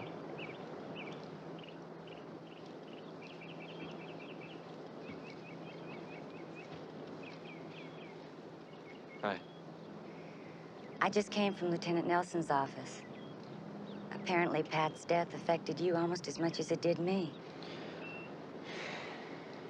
Taking a life is not something to feel good about it, under any circumstance. Mr. Tanna, Pat was my brother, and I loved him. But he put himself in that position, not you. You did what you had to do. I just wanted you to know that's how I feel. Thank you. Drop by for coffee if you can. I promise you better service next time.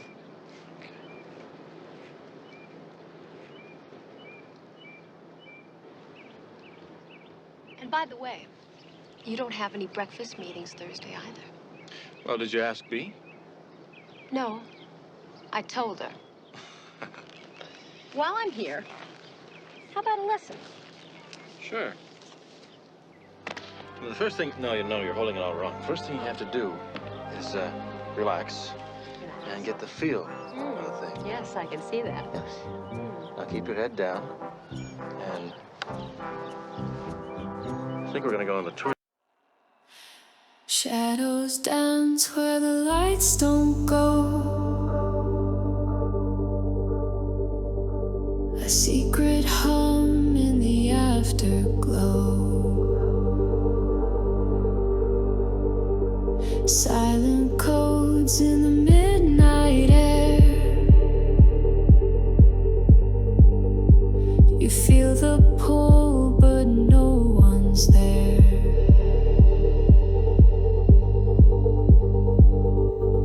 Whispers in the neon calling your name. A puzzle in the dark, no two nights the same. Electric echoes, they're under your skin.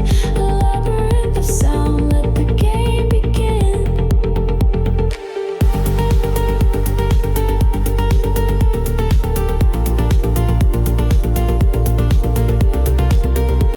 Hi. Hello.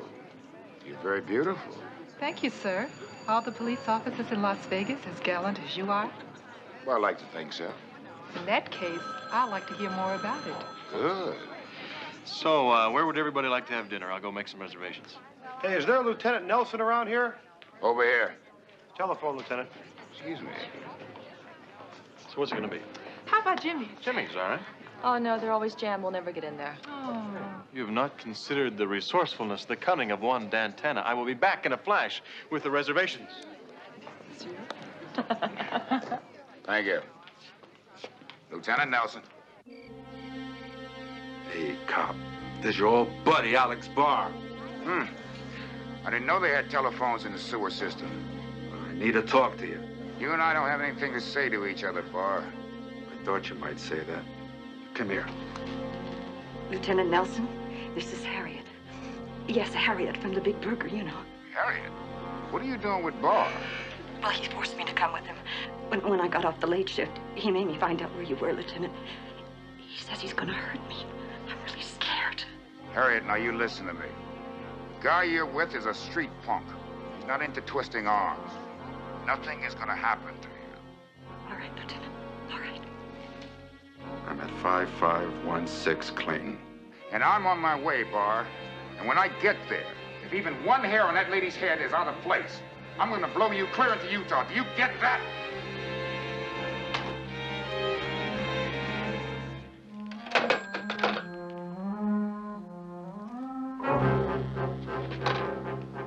Is that okay?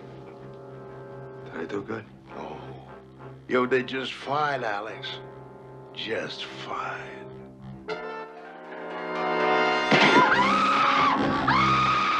And now for you, sweetheart.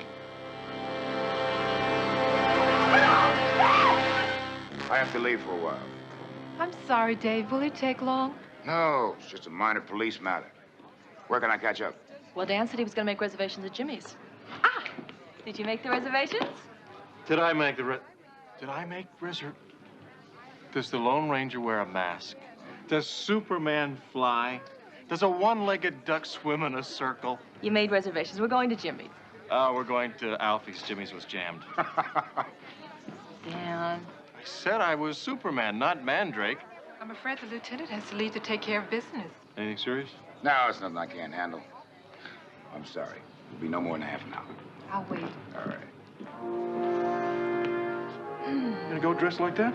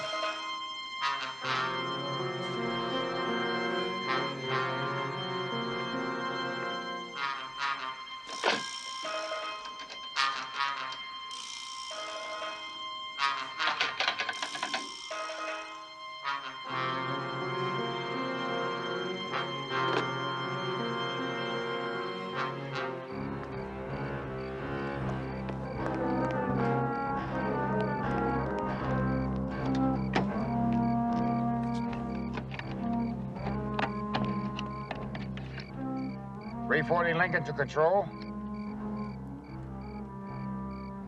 340 Lincoln to control. Do you read me?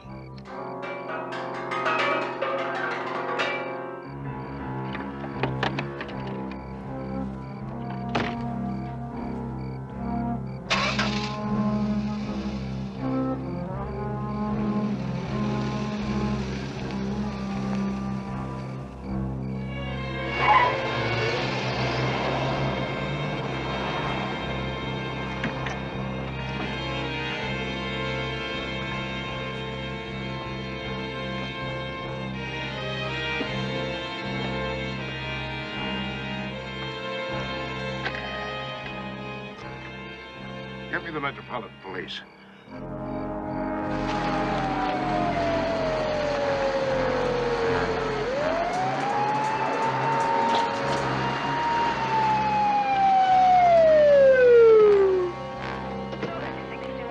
Oh, Don, Lieutenant, we have an attempt to locate on you, sir. They want you back at 5516 Clay. They want you, sir, and I'll follow. See the man of 459 report, 819 East Imperial. What in the hell? Procedure, Lieutenant. You know it as well as I do. 12817, no. All right.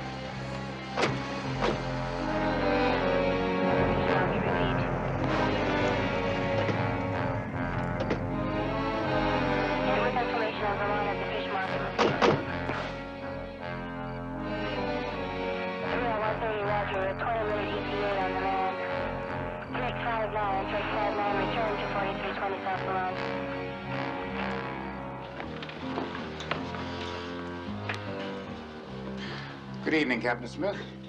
What's Internal Affairs doing out? Now, what the hell is going on here, Dave? Now, in case you've forgotten police procedure, we take more than a passing interest in a car that is reported leaving the scene of a double homicide owned by a police lieutenant. I left here to report the crimes. Why don't you try the telephone? I understand it's an excellent instrument for communication. It's dead. It's out of order. I used it myself just a couple of minutes ago.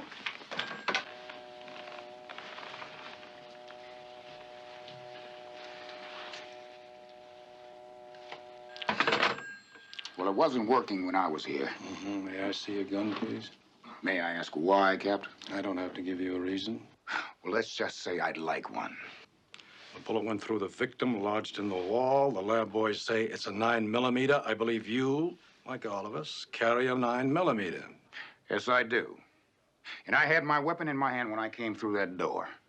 I saw two bodies there. I bent over and I was knocked unconscious. When I came to, I tried that telephone and it didn't work. I tried my car radio and it didn't work. So I drove to a phone booth to report the homicides. Your gun, Lieutenant.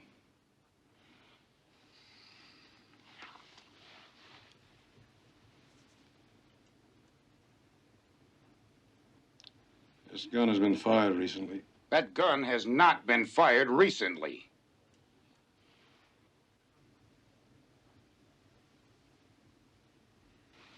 Would you like to change your last answer? No. This gun has been fired. Then that's not my gun, because whoever hit me on my head must have switched it.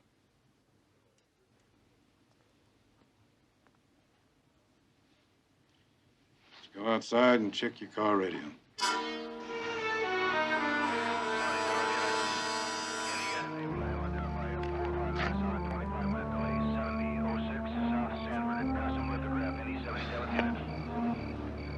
Seems to be working very well, Lieutenant. It wasn't working when I was here. Where were you around 2 a.m.? I was at the Tropicana. I had a date. With whom? With a girl. Her name was Sue. I don't remember her last name. Where did you take her? I took her nowhere because I got a call from the two victims and I came here. I think we better go downtown and talk about this, Lieutenant. I think I've been stood up. It's not like him to be late and not call. Excuse me a minute. Sarge, can I use your phone?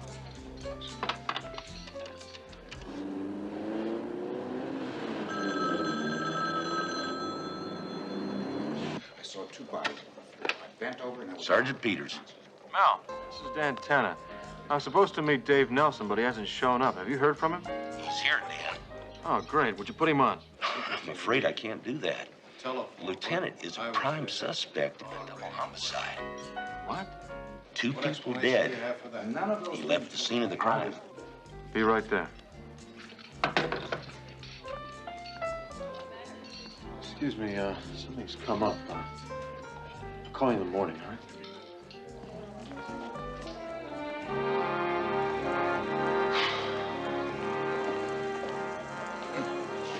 What are you doing here? A better question. What are you doing here? There's nothing to worry about. Somebody's trying to lay a grade school frame on me. That's all. You look worried. I'm not worried, Dan. I'm sick. I can't imagine somebody killing two people just to set me up. What? Yeah. Lieutenant Nelson, ballistics just confirmed that the gun that you were carrying was a murder weapon. And according to the serial numbers, it's your gun.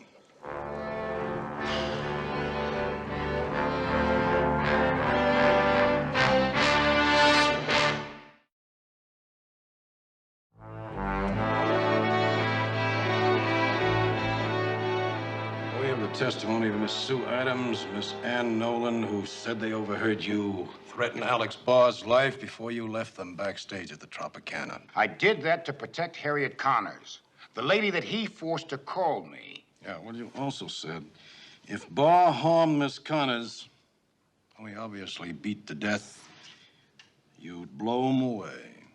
He was blown away, Lieutenant. Captain, I have admitted to threatening him. I did not kill him. Then why didn't you offer some hard evidence to refute that? We haven't exactly had a lot of time, Captain. You're not a lawyer, are you, Mr. Tanna? I've been retained by Lieutenant Nelson to investigate these killings. Yeah, well, we're taking care of that, Mr. Tanna. Lieutenant Nelson, if I were you, I'd get myself a lawyer. If you think that by taking my badge and my gun, you're going to keep me from busting this frame wide open, you got another thing coming. Just take it easy, Dave. Yeah, you better listen to your friend, Lieutenant. You see, you have less rights than any other citizen out there, including the ones out on parole, so go very easy. Take nice long walks in the park, but make sure you take a witness with you when you do. Gentlemen.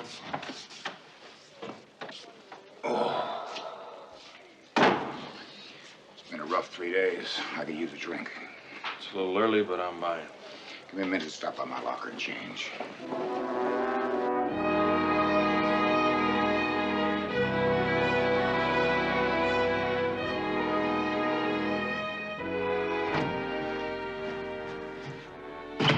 Nelson's been suspended. Oh, good work. What next? Why, now, my dear fellow, we simply sit back and relax. Now, this Nelson will undoubtedly be so busy trying to clear himself of a double murder, I sincerely doubt he'll have time to pursue his investigation of the production of pornographic film. He hired Dan Tanna to help clear himself. Huh? In order for their investigation to lead back to us, Nelson and Tanna are going to have to dig, rattle a few cages, make noise. Now, if they do, I shall contact Captain Smith of the Las Vegas Metro Internal Affairs Division and have him taken off the streets. And Tanna? You love to kill, my dear Eddie. You enjoy it. What I can accomplish with Internal Affairs in my way, you, if necessary, can accomplish with Tanna in yours. But for the moment, just follow them.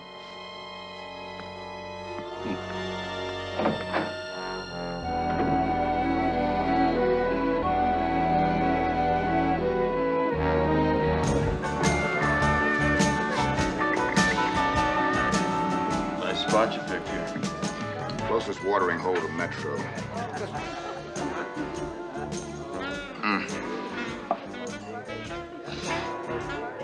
You know what next week would have been, Dan?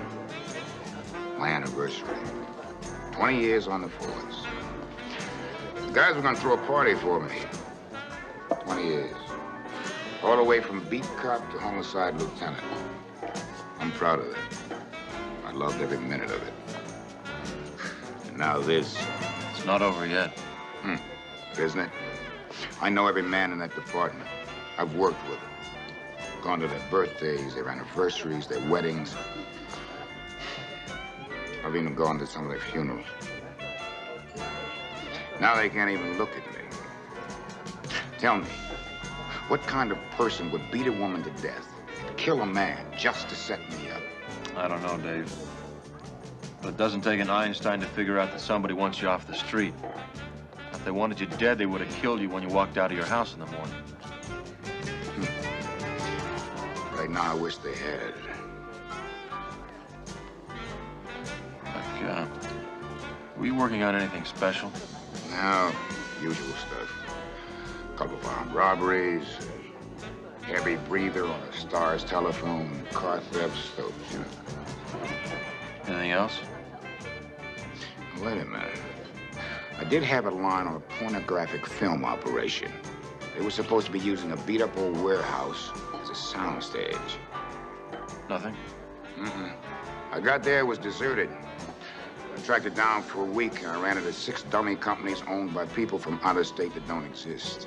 Why would somebody go all that trouble to hide the ownership of a beat-up old warehouse? That's what I thought to myself.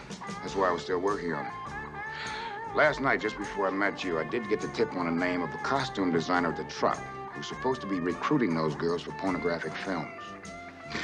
But, obviously, I didn't get a chance to follow through. Well, it's worth checking out. Go easy, or Smith will bust you faster than a bad run at the crap table. Okay, I'll start checking with why the phone at the house and your car radio coincidentally go dead. What about your gun? I'm almost never without it. I practically sleep with it.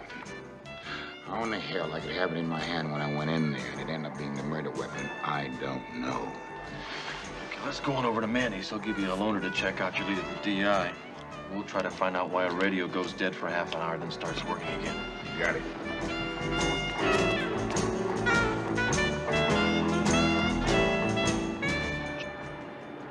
Take that blue job over there, Lieutenant. The keys are over the visor. Thanks, Manny. See you later. All right. Look, there's something I want you to check out for me. Sure, Dan. What do you got? Lieutenant Nelson's radio. What's wrong with it? I want you to find out if somebody tampered with it. Okay, I'll take a look. Hey, Dan, move that car, will you? And I'll get this one out of the way.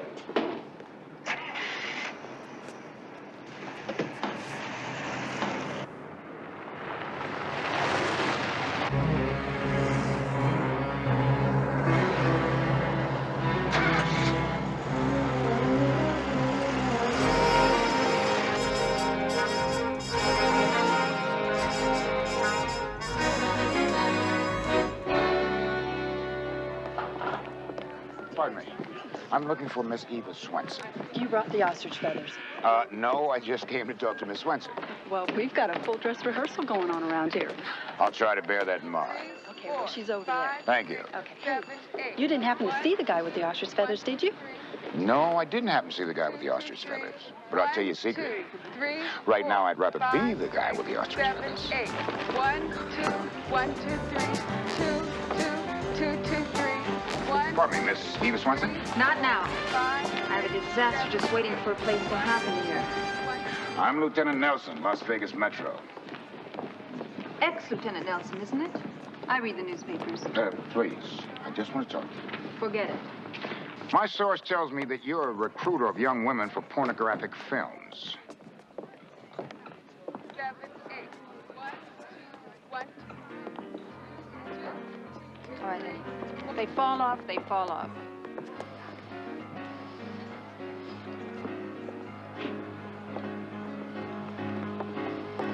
No, girls, not that way. Come on now, let's try it again.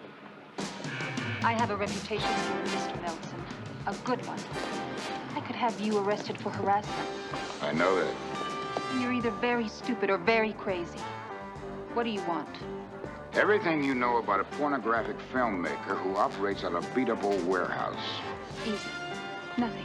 Miss Swenson, do you enjoy recruiting young women to work in human meat shows? I asked you a question, Miss Swenson. Young lady, I think you are as guilty as Judas. Now, I may go down trying to prove it, but if I do, I'm going to leave the DA so interested in you that he's going to check every bank account, every place you've ever been, every young lady you've ever talked with, everything you've ever done since you were born. Now, do you think that you can stand that spotlight, Miss Swenson? Do you know what he'd do to me? Who's he? I can't tell you. Do it. And I'll forget you ever existed. When I find a new girl, I call Eddie Miller. The retired cop. From Detroit. When I got into town a couple of years ago, I didn't even know a parking attendant.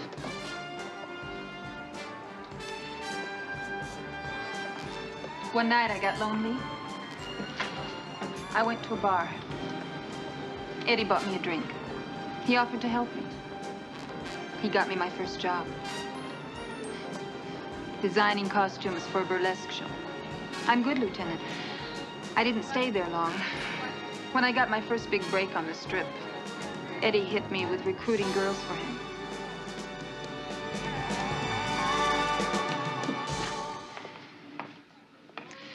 And I've been dangling on his string ever since.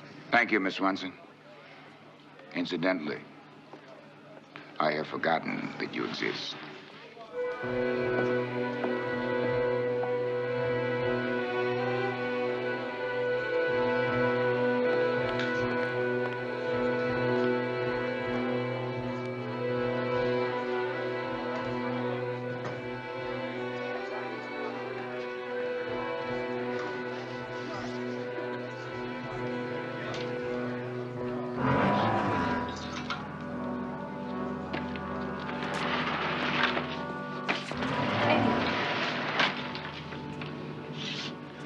Why did you tell the police, Lieutenant?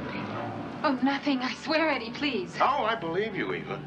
Because you know that if you did, and I found out about it, you'd wind up face down on the sand dunes with your neck open ear to ear. Oh, no, Eddie, please. I didn't say anything. Told you, Eva, I believe you. But just to prove that you're telling me the truth, I'd like you to do me a little favor. Anything, Eddie. Only please don't hurt me. Oh, I wouldn't. No, I wouldn't hurt you. But after we have our little talk, I'd like you to call the police station and tell them that an ex-Lieutenant Nelson came over here, harassed you, dragged you into this wardrobe room here, and almost beat you to death. What? I want you to call the Las Vegas police and tell them that that black cop almost beat you to death.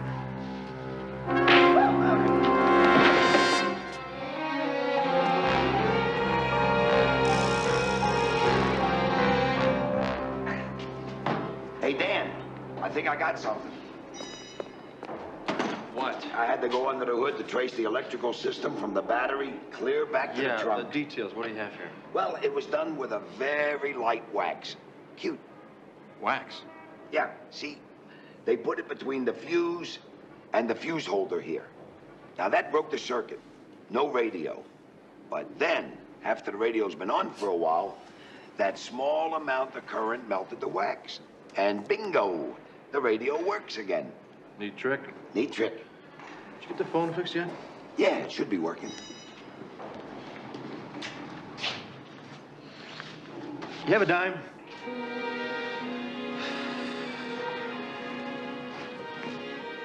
Thanks.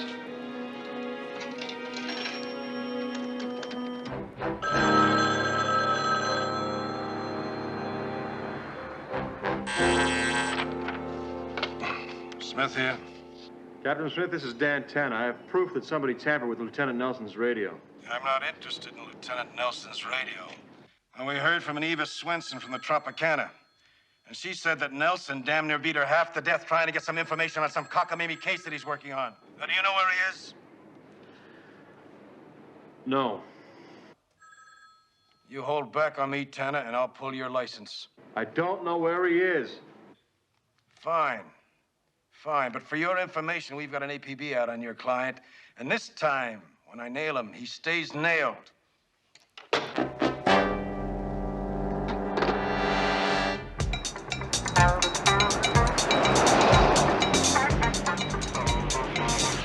Hey, wasn't that Lieutenant Nelson?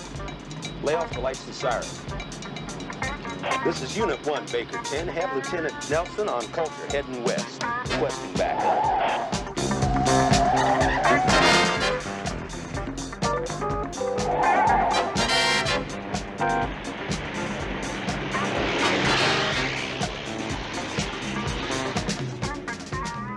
Thanks, Manny. Anytime, Daniel.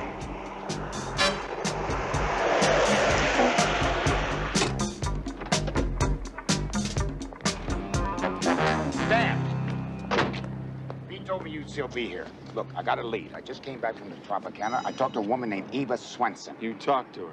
Yeah, she gave me a name. What the hell's wrong with you? I just talked to Captain Smith. There's an all-points bulletin out for you for beating Eva Swenson half to death. And you believe that? Oh, of course not, but every policeman on the force is out looking for you. Now, let's stop this run and go down and face this thing. Let's straighten it out, Dave. They must have followed you. Here they come. What are you doing? What are you going to do with that? Look, Dan, I'm fighting for my life. And with the evidence that Smith has, I don't have a chance. Dave, wait a second. Don't try and stop me.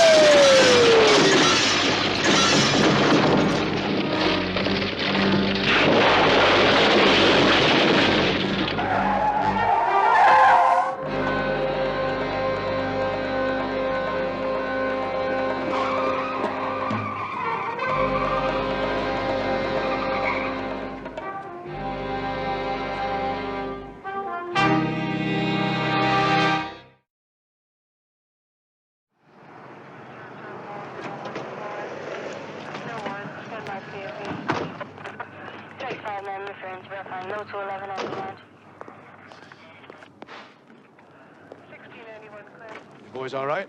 Yeah. Huh? You all right? What are you doing here, Tanna? Nelson showed up at Manny's garage. And you didn't try to bring him in? I tried to bring him in. He pulled a gun and he took off. I was chasing him when this happened. Now, let me tell you something, Tanna. As far as this town is concerned, I got a rogue cop out on the streets. And whether he's guilty or innocent, it's my job to bring him in. And if I find out that you try to help him in any way, I'll pull you in so fast that there won't be a blink between that green jacket and a striped prison suit. Do you understand me?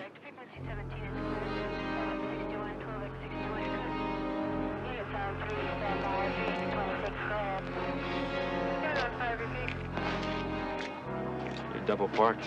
Thanks.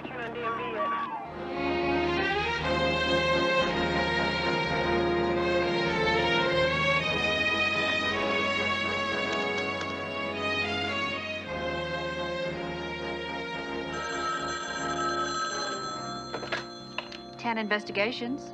B, I'm on my way to the house on Clayton where Dave was supposed to have killed Alex Barr. Anything I should know? Yeah, I think somebody tampered with his car radio. And whoever did that, I figured they also tampered with the phone at the house.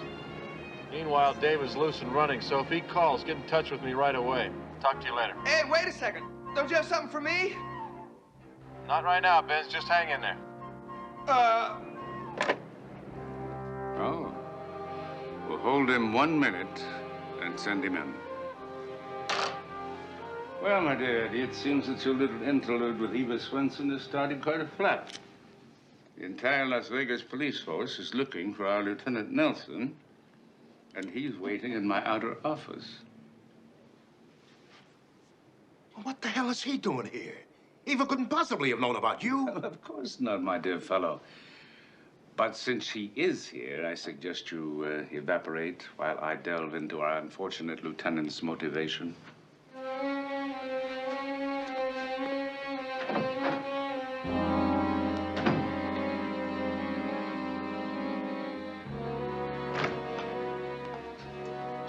Lieutenant? Mr. Wainwright. Will you sit down? No, I prefer to stand, sir. Well, I assume that you are here to obtain my services in your current difficulties? Not on my salary, no, sir. But I do understand that you have an investigator working for you by the name of Eddie Miller. Absolutely. Eddie's done some fine work for this firm. I need to locate him. Eddie Miller has done investigative work for a number of law firms. Now, why did you pick this one? Because he does most of his work for this one. Lieutenant, you're a hunted man, and you've come to me for help. I'd like to know why. I believe that your investigator may be involved in a double homicide of which I'm accused. Ah? Any proof of that? No, sir. Just a lead. Good. Then I'll be glad to help you. 1/2 hour ago, I sent Eddie Miller to investigate an employee pilfering operation at the Bates warehouse. Thank you very much, sir. Have a good day.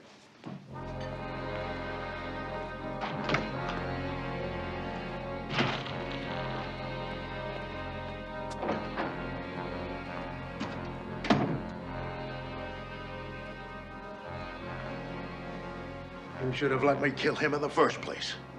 Oh. I expect better thinking than that from you, my dear Eddie. If I had allowed you to kill Nelson, 500 policemen would have galvanized into action to find his murderer. But now we have a suspended lieutenant with an APB out on him, trying to clear himself of murder. And it's our civic duty to help the police. Sure. Doesn't it make more sense to let his own kind kill him?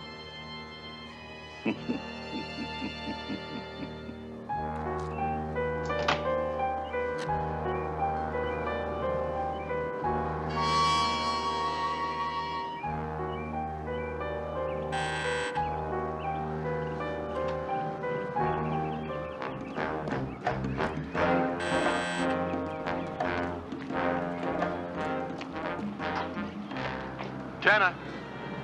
Dan, it's Dave. Dave, where are you? First, will you help me? Yes. I'm at the Bates warehouse. I need backup. I'm on my way. Thanks, buddy.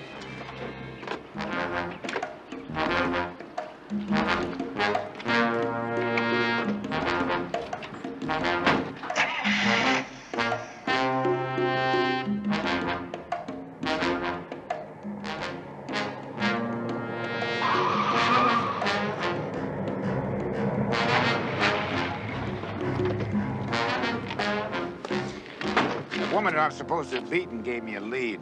His name is Eddie Miller. Yeah. He's at the far end of the warehouse. How do you know? Terrence Wainwright. I went to him and he helped. You see, he's Miller's largest employer. I figured he would know where Miller was, and I was right. Well, what's wrong? I don't know, but something's wrong. It's too easy.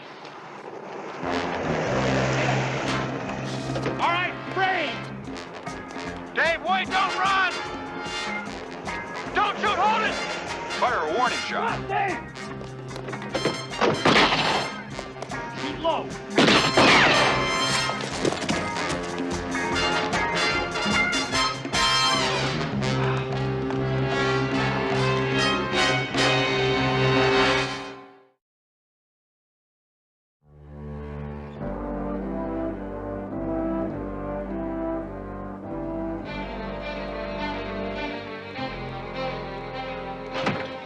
You set me up. By all means, come in, Lieutenant. You set me up. Well, I'm an officer of the court. You should have known I'd turn you in. As a matter of fact, I think you might have been rather disappointed if I hadn't. I don't believe you. Guys that I have worked with for years are hunting me and shooting at me, and you sit in your comfortable office apprising me of the fact that you are an officer of the court. I'm not responsible for your situation, Lieutenant. Neither am I, Mr. Wainwright. Now, where's Eddie Miller? Right behind you, Lieutenant. I did try to save your life, my dear fellow, but unfortunately you wouldn't allow it. Now I shall have to turn you over to the rather unforgiving mercies of Mr. Miller. Let me ask you one question. How'd you get my gun? Oh, it's simple enough. You don't wear it when you play handball on Friday mornings. Eddie simply picked the lock of your locker and replaced it with an identical one. Shall we go?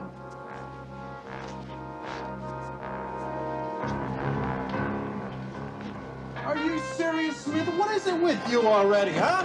What the hell is it with you? You actually thought I was chasing after him to help him get away? I was trying to stop the guy. Now, what were you doing there in the first place? Would you get me away from this guy? Take this down. Now, everybody in Nelson's investigation is either turned up either dead or beaten. Yeah, and it's getting too coincidental. You're being there every time I go to get him. Why don't you save us both a lot of time and just have me arrested for aiding and abetting? Otherwise, just get off my back. I'm going to be watching you, Tanner. You make one mistake, and you're through here in Vegas. That's terrific, because I don't like the climate here anyway. Excuse me. What have you guys been? Recent graduate of charm school there. Here's your clothes. Aren't you gonna even ask me how I am? Well, how are you? Don't ask. Did you find Eva Swanson yet? Yeah, she's here in the hospital. She just got out of intensive care. Room 314. You think she can give you a lead to Dave? That's the only lead we've got.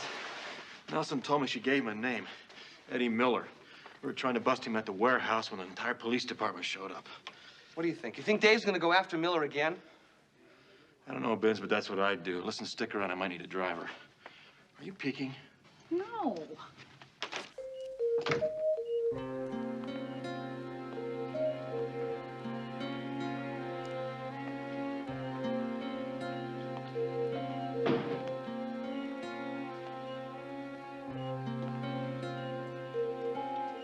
Eva? Eva?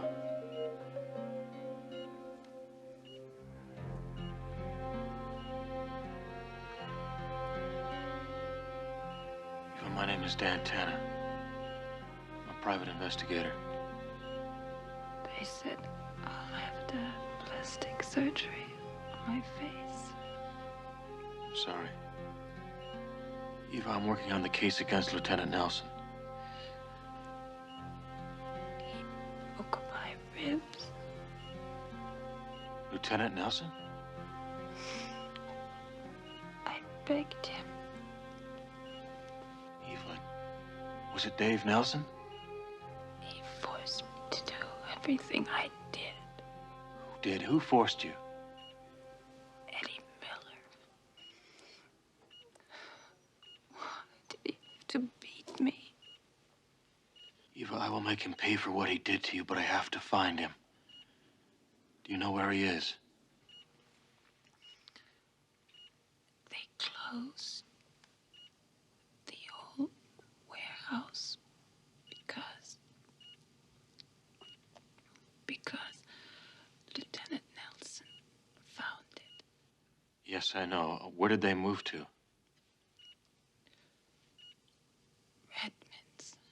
Redmond's warehouse?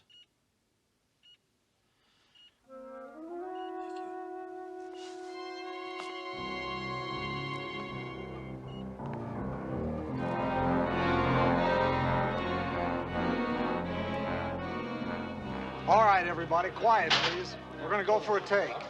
Watch. Enjoy yourself, Lieutenant.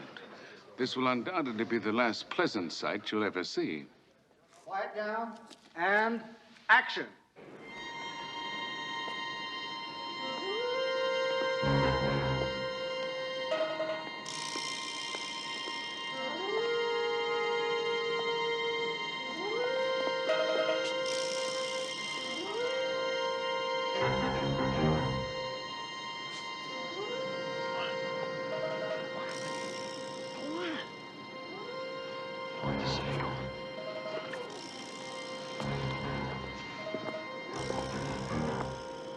Excuse me. Hi. Hey, sorry to bother you. Look, just give me a hand for a second. Where'd you come from? My car's stuck. It's right down the road, you know. I tried to turn it over and just... nothing. Maybe it's the battery.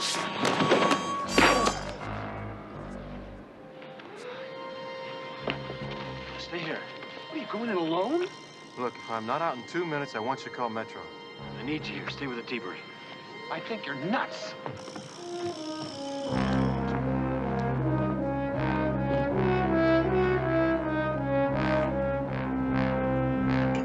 All right, quiet, everybody. We're going to go for a take. Camera ready? All right. Get your positions, everybody. Camera ready? And roll it. Settle down. And action.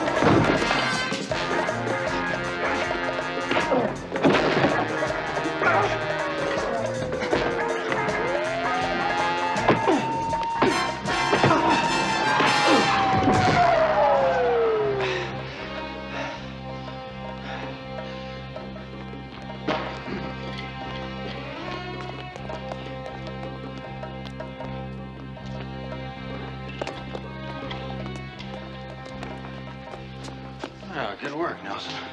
Would you untie me, please? Sure. What a team. Yes. Matt, Dylan, and Chester. Mm-hmm. What would you hurt? Forgot my purse. Friend of yours? Showbiz is my life. Yes.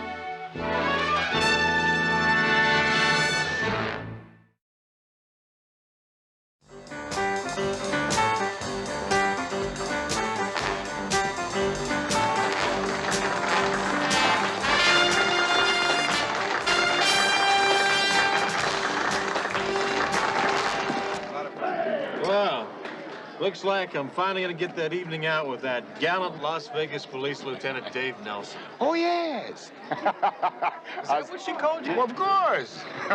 How's the leg? Oh, a couple more days on the cane, I'll be fine. How's the job? It's good to be back. I want to tell you something. Thanks for sticking by me when nobody else did. Oh. Oh. Lovely. You look lovely today. Hello. Yes. So, where do we all want to have dinner? I'll tell you what. Do you think that this time you can get us into Jimmy's? Hey, does the Lone Ranger wear a mask? Does Superman fly? Does a Alfie's. Alfie's. I suppose I could get us into Alfie's, yeah.